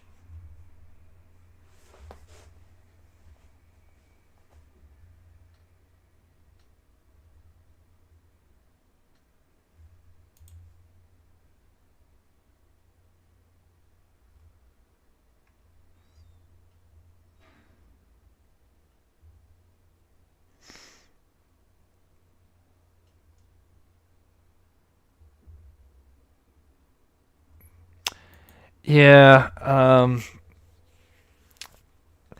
Yeah, obviously Bob Motta, I mean, he's sitting with the defense. You can't blame him for doing his thing. Obviously, he's going to put the stuff out there for the defense, get people riled up.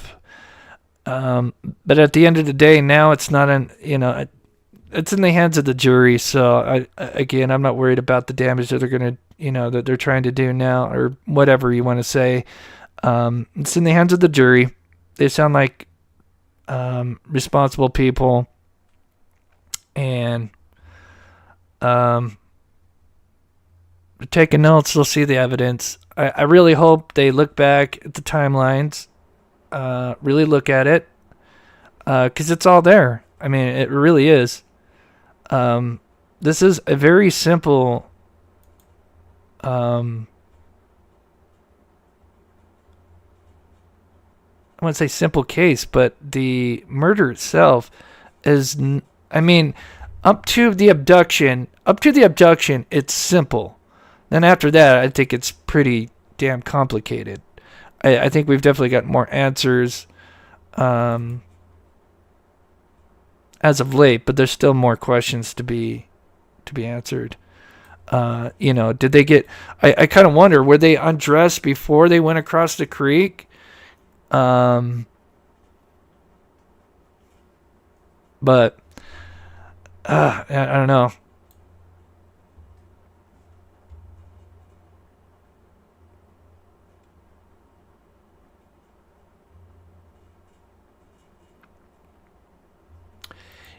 Yeah, and even I thought there was an E for some reason. Opportunity. I think it's one of those words I probably misspell. I'd probably put the E in there. So, guaranteed it's probably not like a 1-to-1, but, it's probably, obviously they didn't just write this stuff in like this. Clearly, it says right there, recreation. So obviously this is how he wrote it,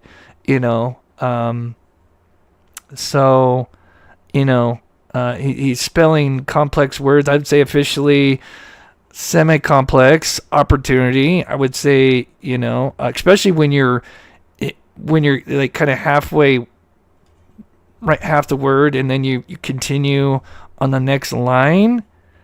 And the only thing he's capitalized is the I's. He capitalizes names.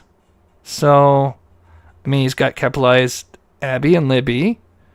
He starts out with killing, so that's the first word, so it's capitalized.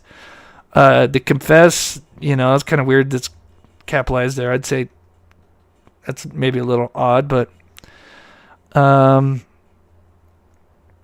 me, this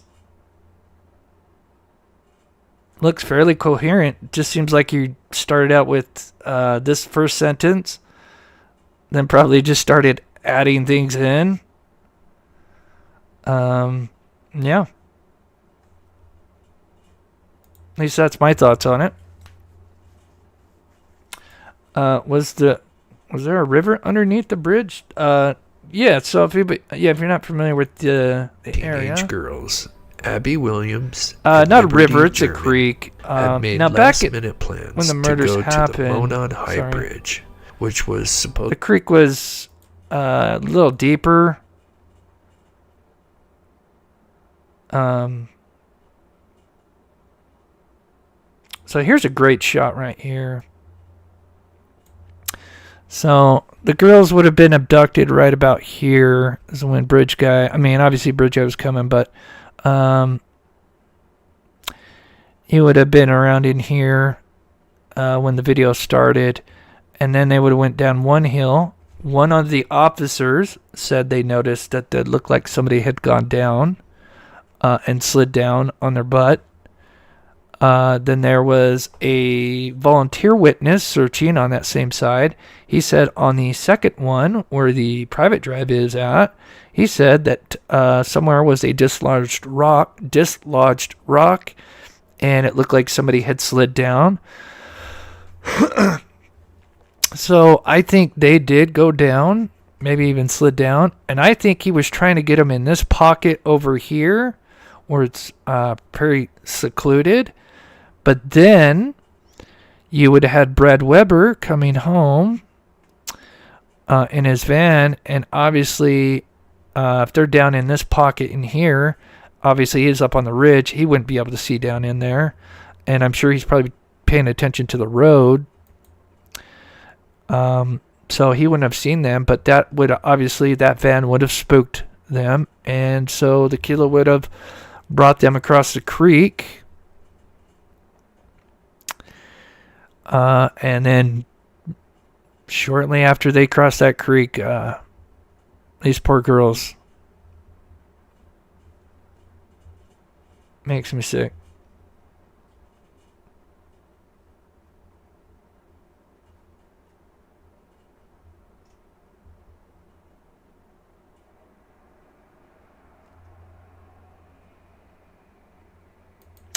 Hey, Leah Cass, in my opinion, if he wasn't eating just enough to make sure he lasts for full 4 days. Exactly, Leah. I mentioned this earlier in the live show. He was eating.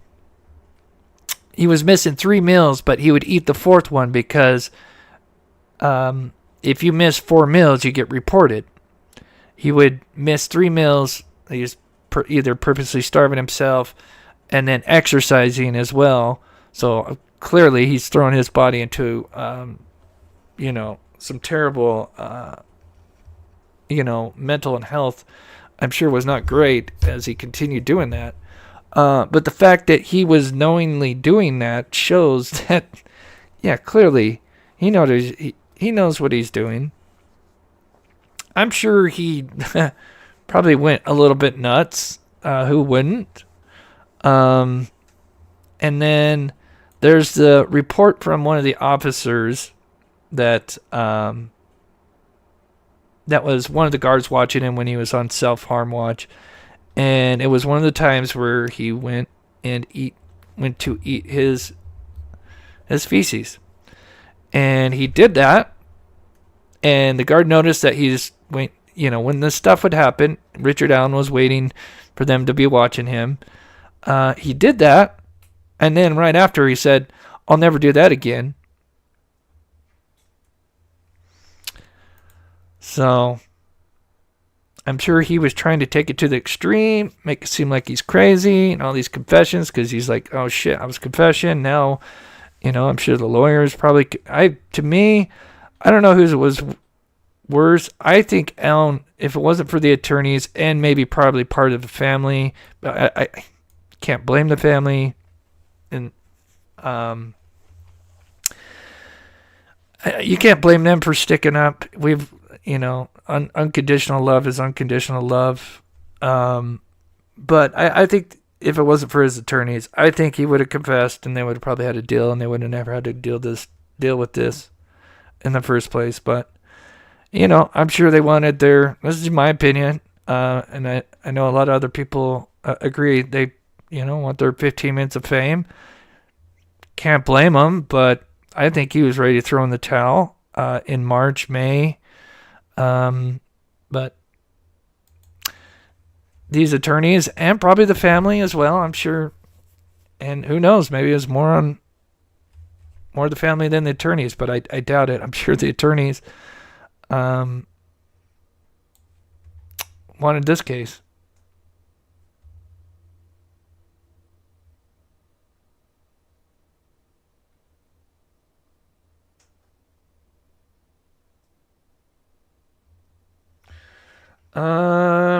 Yeah, I'd have to look at the dates, AJ. Speaking of, but anyway, somebody asked about the location. Sorry, I was just playing that video just to kind of show. We're gonna go. I'm just hoping maybe we get an update here. If we don't, in the next 10-15 minutes, I think we'll finish up here. I'm really surprised. We usually would get something. Oh, here we go. Oh, we got more, right? 4:04 p.m. Okay. All right. This is 15th, right? Okay. All right. Let's see. Okay, not much. All right. Let me take a sip here, guys. So we do have a little bit of an update.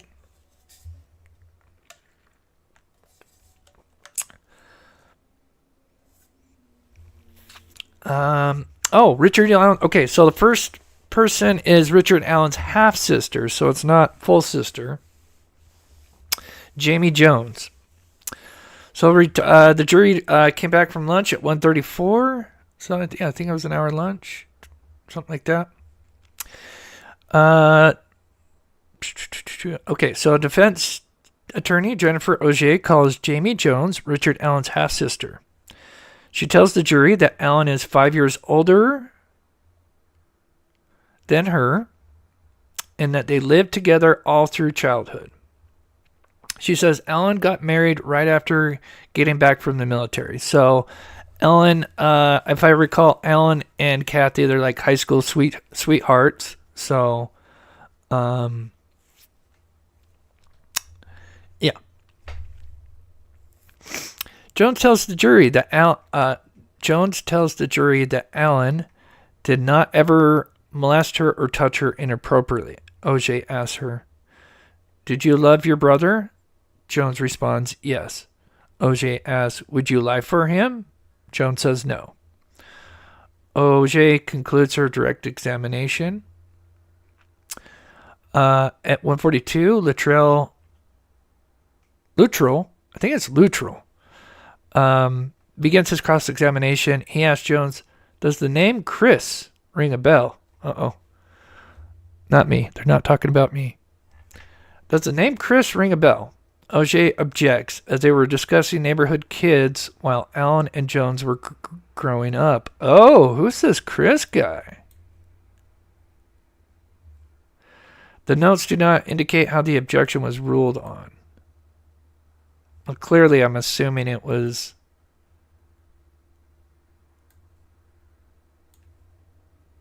overruled, right? Auger objects.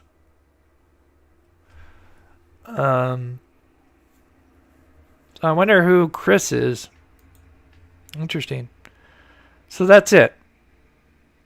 So this is very interesting. I'm a little concerned. I think that's good. You know, they're fighting the molest claim, you know, because that could have been a false confession. But where's more... Unless, I don't know, maybe they can't do this. You know, where's the character witness? How come we don't ever hear about Allen? Like, here's the biggest question. Defense opening, they have an hour. They don't talk about Allen at all. More or less. You know, what he did for work. What kind of husband he was. What he did with father and daughter time. How come we don't hear anything about more than this? There was a Chris and a Kevin mentioned. Interesting. Oh, is that a best friend? Oh, okay. Kevin sounds familiar. Yeah, interesting.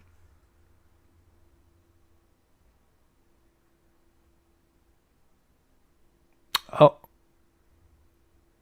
Wait, Sybil says this Chris ruined Richard Allen's life, or the other way around? Oh. Obviously, we'll just report that as rumor, or, until that's, yeah. Yeah, because I guess Chris could be, because that could be a female, right? Because obviously Chris could be a female name. Interesting. Okay. Then we have 143 defense calls Brittany Zapanta. I'm sure I butchered that. We'll just call her Brittany. Richard Allen's daughter. Allen is reportedly nodding his head as she takes the stand. Brittany tells the jury she moved out in 2015 for a job. She says she works in urgent care. She attended Ball State and then went to Indianapolis. Okay. I'm curious. I want to know more from the daughter. I want to know if it's very short, or are we going to actually learn that Alan was a great father and he did stuff with their... What is this commercial? Sorry, guys.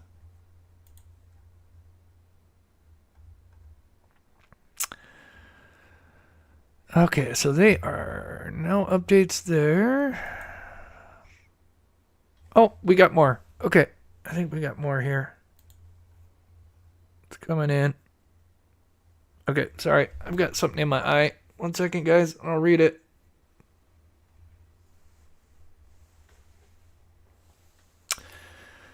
Oh, it's in his confession? No, remember, I said he ruined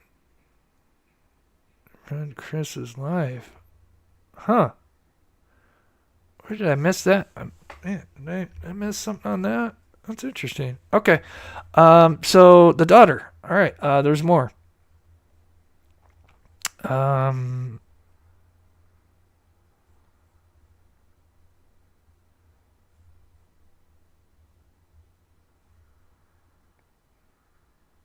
Okay. So defense calls Brittany. First few questions. She says that she moved out in 2015 for a job. She says she works in urgent care. She attended Ball State in Indiana. OJ asked, did your father molest you? She said no. OJ asked, would you lie for him? She said no. The defense finishes direct examination of her. That's it? I'm worried here. I mean, I'd still feel that that's great for the defense to get that in, but I'm worried. Where is, tell me about your father. What did you guys do? Where's learning about Richard Allen, right? I feel bad for the defense because, the defense, I'm sorry, the jury, because they really don't know shit about Allen.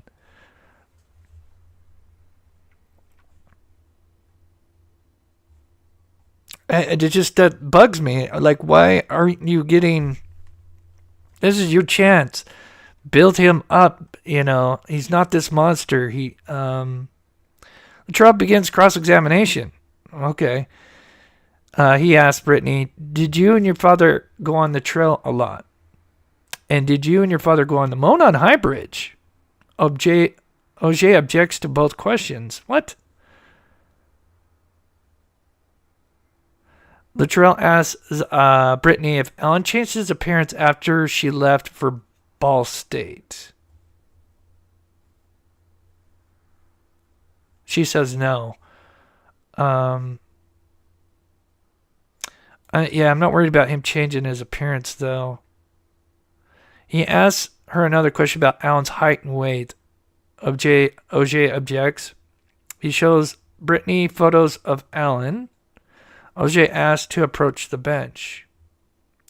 So again, you can see here that, for those that are saying that Judge Gold is one-sided, clearly the defense is objecting to these questions, and clearly some of these are, ruled in the defense's favor. So, again, I'm still worried about, and I would like to know this question. Yeah, like, did they go to the bridge a lot? I mean, it sounds like their defense or the prosecution is asking more about what did you and your father do? More of a character witness than the defense is.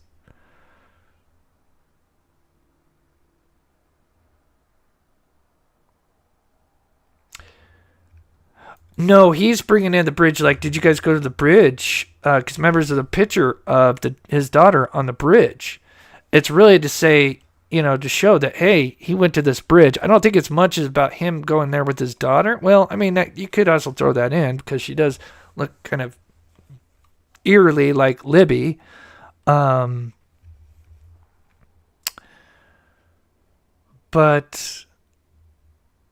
yeah, I think that's a great question for the state to ask if they went on the trails.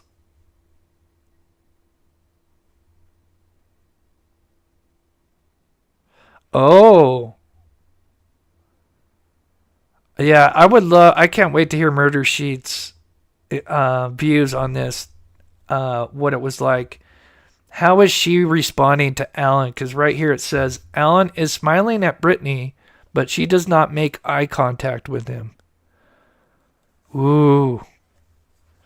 Again, that's just one person's observation, but it would be interesting if that is something that more people that were there mentioned that, and there's no eye contact at all. If your father's innocent, wouldn't you be And holiday trips. just torn up? And holiday toys. And if he didn't do anything, wouldn't you be standing up for your father? I don't know. I still think there was good questions answered. Oh, shit.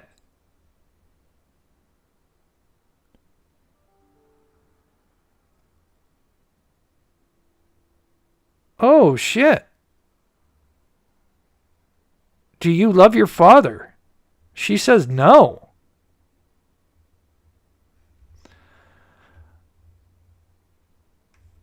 And I don't think you can typo that, right? Okay. So defense 14th witness Brittany. So this is from the other site. So obviously they may get questions that the other one didn't. Did your father ever molest you? No. Do you love your father? No. OJ asks, would you lie for him? No. And then Luttrell asks about the bridge, and now there's a sidebar. What do you guys think of that? I don't know. Yeah. Daughter doesn't love him. Why? What? I don't know. Why don't we have anybody talking good about Alan? I mean, that's another thing that's been brought up by people, I think. Let's see about sister. Did he ever molest you? No. Has he ever touched... OJ asked if Ellen had ever touched her in a sexual manner. She said no. Would you lie for Ellen? No. Okay, so pretty short and sweet. Wow. What do you guys think, though? I don't think that would be a typo. I don't think you can mishear, because we know there's been misreporting. So we got to say...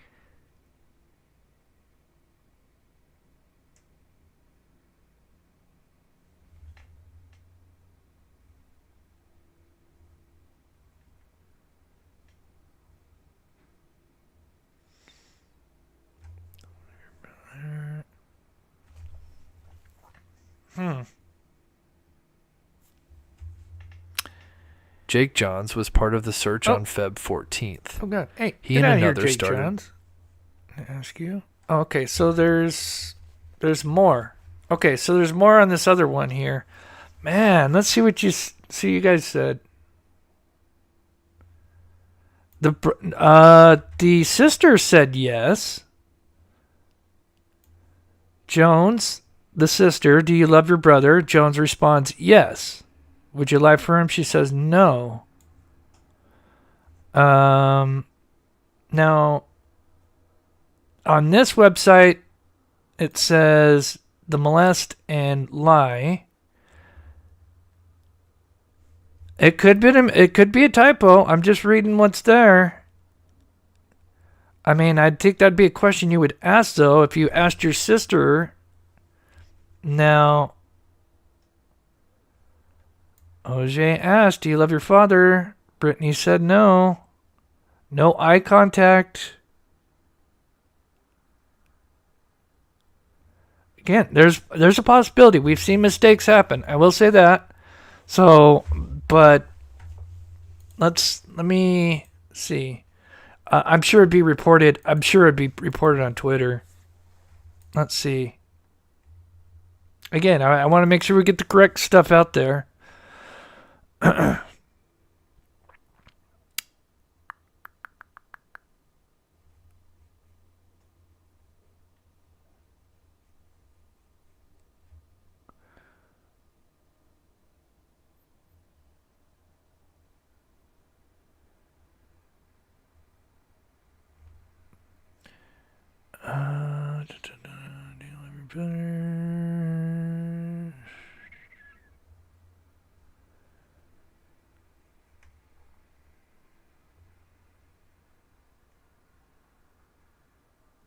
So there's a Shelby Hicks that comes up, and I'm trying to get this because I want to know, could this be a mistake? But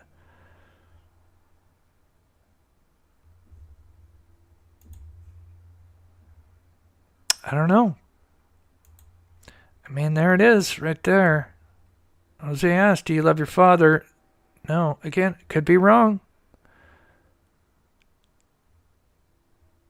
It sounds like both the sister was asked that, so I'd assume they would ask the daughter that.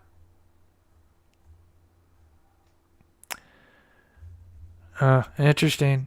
All right, so there's more.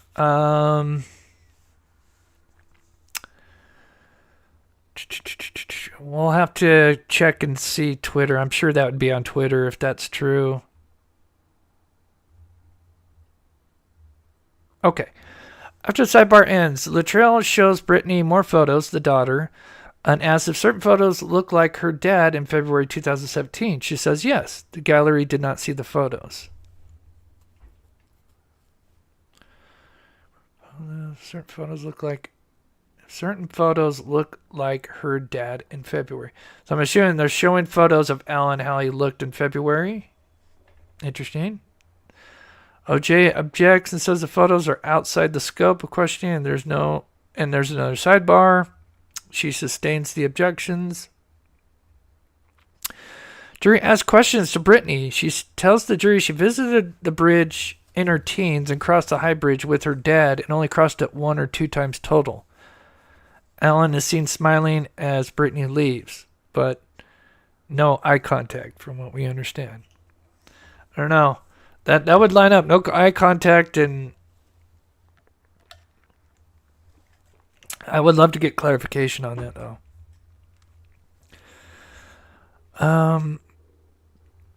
Then we have Shelby Hicks. Hicks says she is a realtor and was 23 years old in 2017. Tells the jury on February 13th she took her car in for repair and went for a hike with her boyfriend. She says she got to the trails around 2:30 p.m. and parked in a connector lot. Defense Baldwin is trying to get her to say Mir's entrance. Okay. All right. Baldwin asked her if there was anyone parked there other than her. She says there were other cars. Hicks says they walked toward the highway for 5 minutes and then walked toward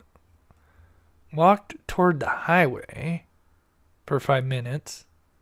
So they went towards the Freedom Bridge. Then they went towards the High Bridge. She tells the jury it takes 10 to 15 minutes to get to the bridge. She saw an older gentleman, 2 girls from school, and a few other kids.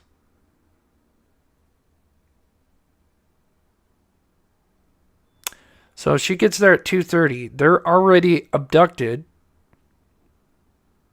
She goes the other way first.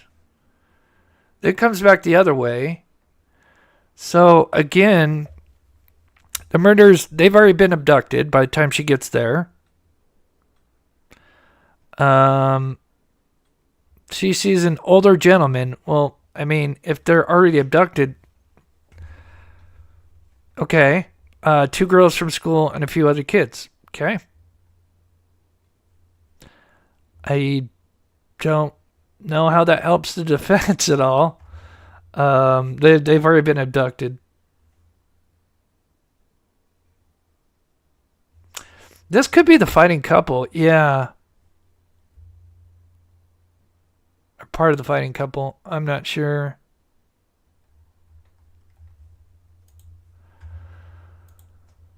Oh, I'd love to know clarification on that, if that question was asked or not. Let's see if they change it. There are moments in our lives that change us. There's more on this one. God. Sorry. these ads.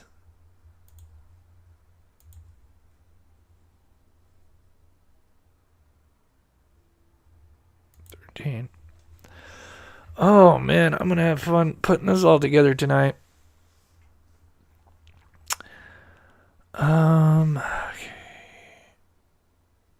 I am real man. I'd like to get closure on this. No, if she said no.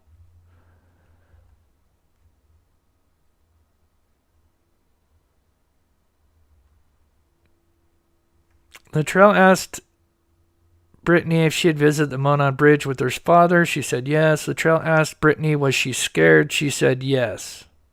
Now, it could be just a bridge. Okay. They're just kind of getting little bits and bobs here.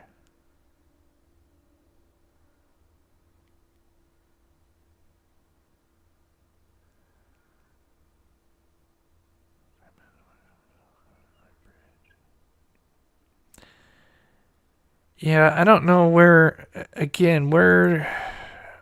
does this help the defense really with their Odinist, or just their theory with Odinist or not? Just, I don't know what Shelby does for them at all, period. I mean, that...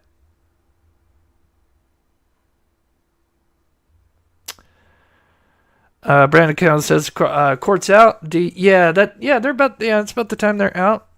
Makes sense. I would love to get verification on if she said no about the daughter.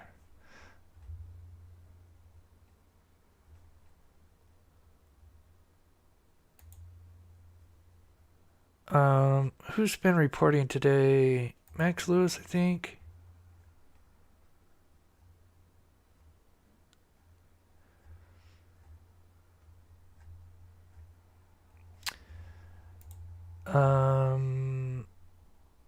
Oh, where's her face? Barbara McDonald. I think she was updating. Certainly knew who was there today. 2 hours ago. God, people already in line for court. That's so crazy.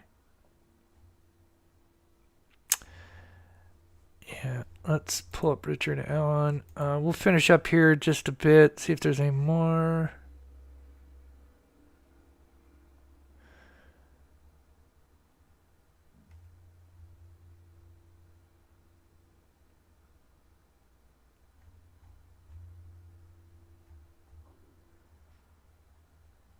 I'd like to know about that one, but I don't know. Who's Shelby? Yeah, somebody that just ended up there at 2:30, but again, the girls are abducted at 2:13. They're already, I mean, technically they're basically dead at 2:32. So by the time they're even at the bridge, I guess the only thing they could say is, did they even ask her? Did you hear any screams or anything? Did they even ask that? Again, I feel like there's some questions. I mean, it's possible that they forgot. Love our clients and they misheard it, but we are starting a new electrical division under our I don't care Air brand. We're excited just to jump in and be a part of this great work that's been. You guys drive me nuts.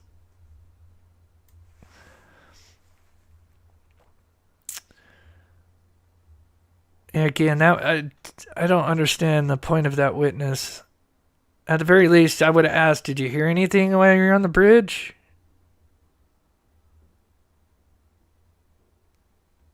Oops, sorry, I went too far. This one's definitely... Okay, there's Shelby Hicks. Okay, so Hicks got around at 2:30. Phone call from her father helps mark the time. That's good. So there's hard evidence there. Said the other cars were there. Not sure how many. Remember, they say you can only park like 4 cars there. Hicks said she stopped to turn around to walk the bridge. She walked halfway to the highway first, which I'm assuming, because the Freedom Bridge, you're basically walking to the highway. So I'm assuming they were going towards the Freedom Bridge, probably went halfway, then turned around, and then walked towards the Monon Bridge. So they probably didn't even get to the bridge till it's like 3 o'clock, maybe a little bit before. So again, the girls are... Libby's phone stops moving at 2:32.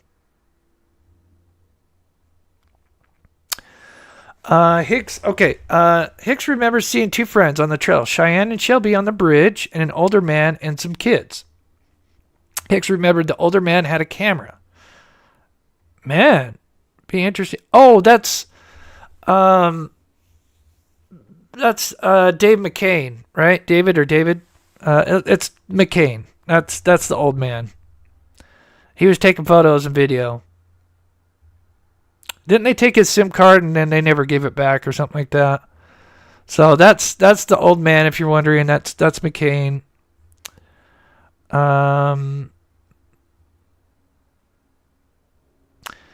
Doesn't remember if there were cars in the lots when she returned, but there should have been. It should have been full. Hicks estimated she was on the bridge 15-20 minutes. The next day, her boyfriend wanted to go talk to the police, tell them what they saw. Defense attorney Andrew Baldwin asked if they heard anything that caused alarm. Okay, so they did ask him that. So she said no. Again, these poor girls were dead.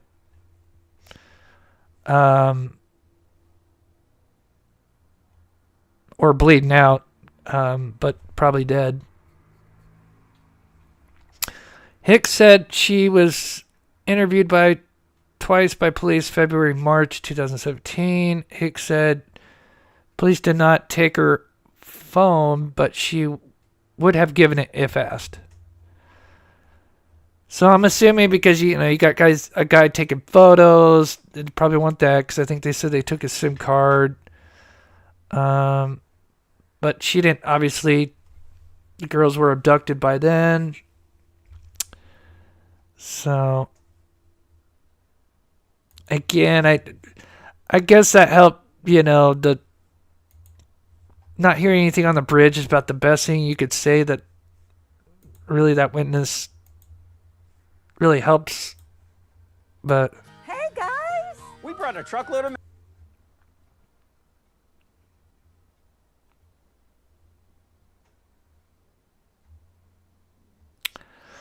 all right, guys. I'm dying to know if this is true or not. If this question was asked and answered like it's presented, boy, I don't think that's a good one. Let's see. What do you guys got here before we head out? If they were fighting, that explain why no one heard any screams.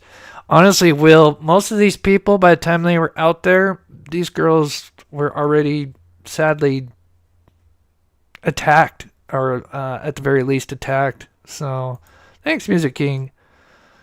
Yeah,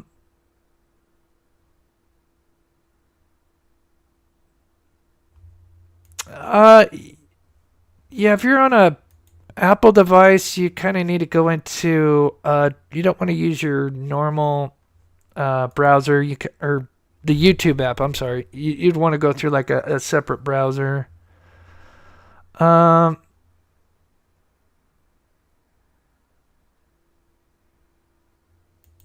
Oh, that's a good question. How was he in the Army National Guard if he had separation anxiety from his wife? Yeah.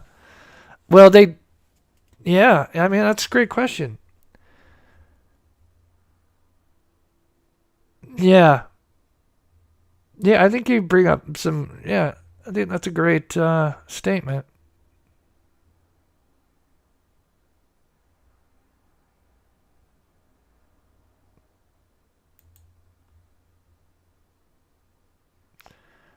Oh, I have to look at that one. Somebody else mentioned that. Chris says, have you heard of the Babes in the Woods case in UK? Almost a carbon copy of this case. Same thing. Suspect had a massive backing saying he was innocent, but it turned out they were wrong. Right? Yep. And, of course you're going to get people riled up when you show this guy that's deteriorating in prison and he's not being... And then at the same time, you've got Brian Koberger, who every time he goes in the courtroom, he's nice and handsome. He's not even in a jail uniform. He looks good. and then you see Eleanor, he's chained up, and each time you see him, he's worse and worse, and so, of course, that gets people's emotions riled up, and then you get oddness, and, of course, conspiracy theories. Everybody, people are, of course, conspiracy theories are always going to do well because, it drives your imagination. But at the end of the day, none of the stuff the defense, again, at the end of the day, all these people that the defense wants to blame it on these oddness, most of them have alibis, like legit alibis. Richard Allen has no alibi. Literally no alibi. He apparently his memory gets better over time because he said he was there from 1:30 to 3:30, wearing exactly what the killer was wearing. Described the 4 juveniles almost to a T, as far as black hair, and that 2 of them were sisters. Anyway, if you missed my earlier part, I show how it's virtually impossible for Alan to be there from noon to 1:30. I'd happily suggest you to go check that out if you missed it, because in my opinion, there's no way anybody can dispute that.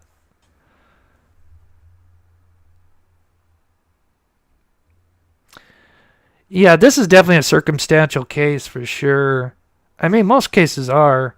I think, I think there's going to be more evidence. I think as time goes on, certain cases are going to be, with phones and everything, obviously there's going to be better technology that's going to be to help that.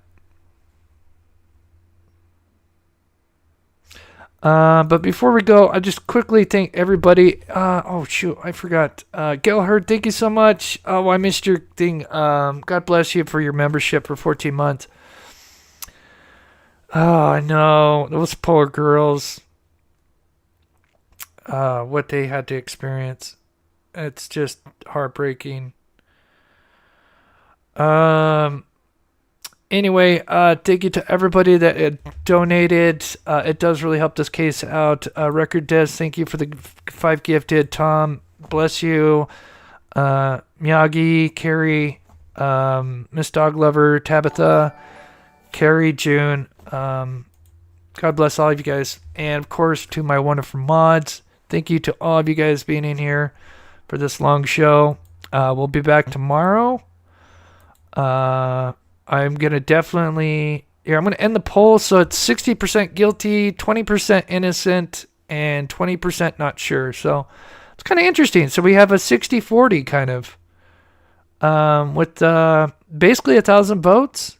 So we still have 20% still on the fence. I think there's going to be people that really need to actually see the evidence to really make up their mind. And I don't blame them. I think there's, especially hearing the voice, I think, and how was Richard's demeanor in these interviews would definitely help some of these people understand, is he lying or telling the truth? Thank you, Happy Robert. Thank you to everybody. God bless you guys. I hope you guys have a rest of the great Monday. To those people that send in pet photos, the members, I am building a new one. I'm sorry if I haven't got back to you. I am going to get a new one going. It's just with the case, it's been pretty chaotic. So I will definitely get an updated pet outro here shortly. So with that, bless you guys. We will see you tomorrow, same time, 2 p.m. Eastern.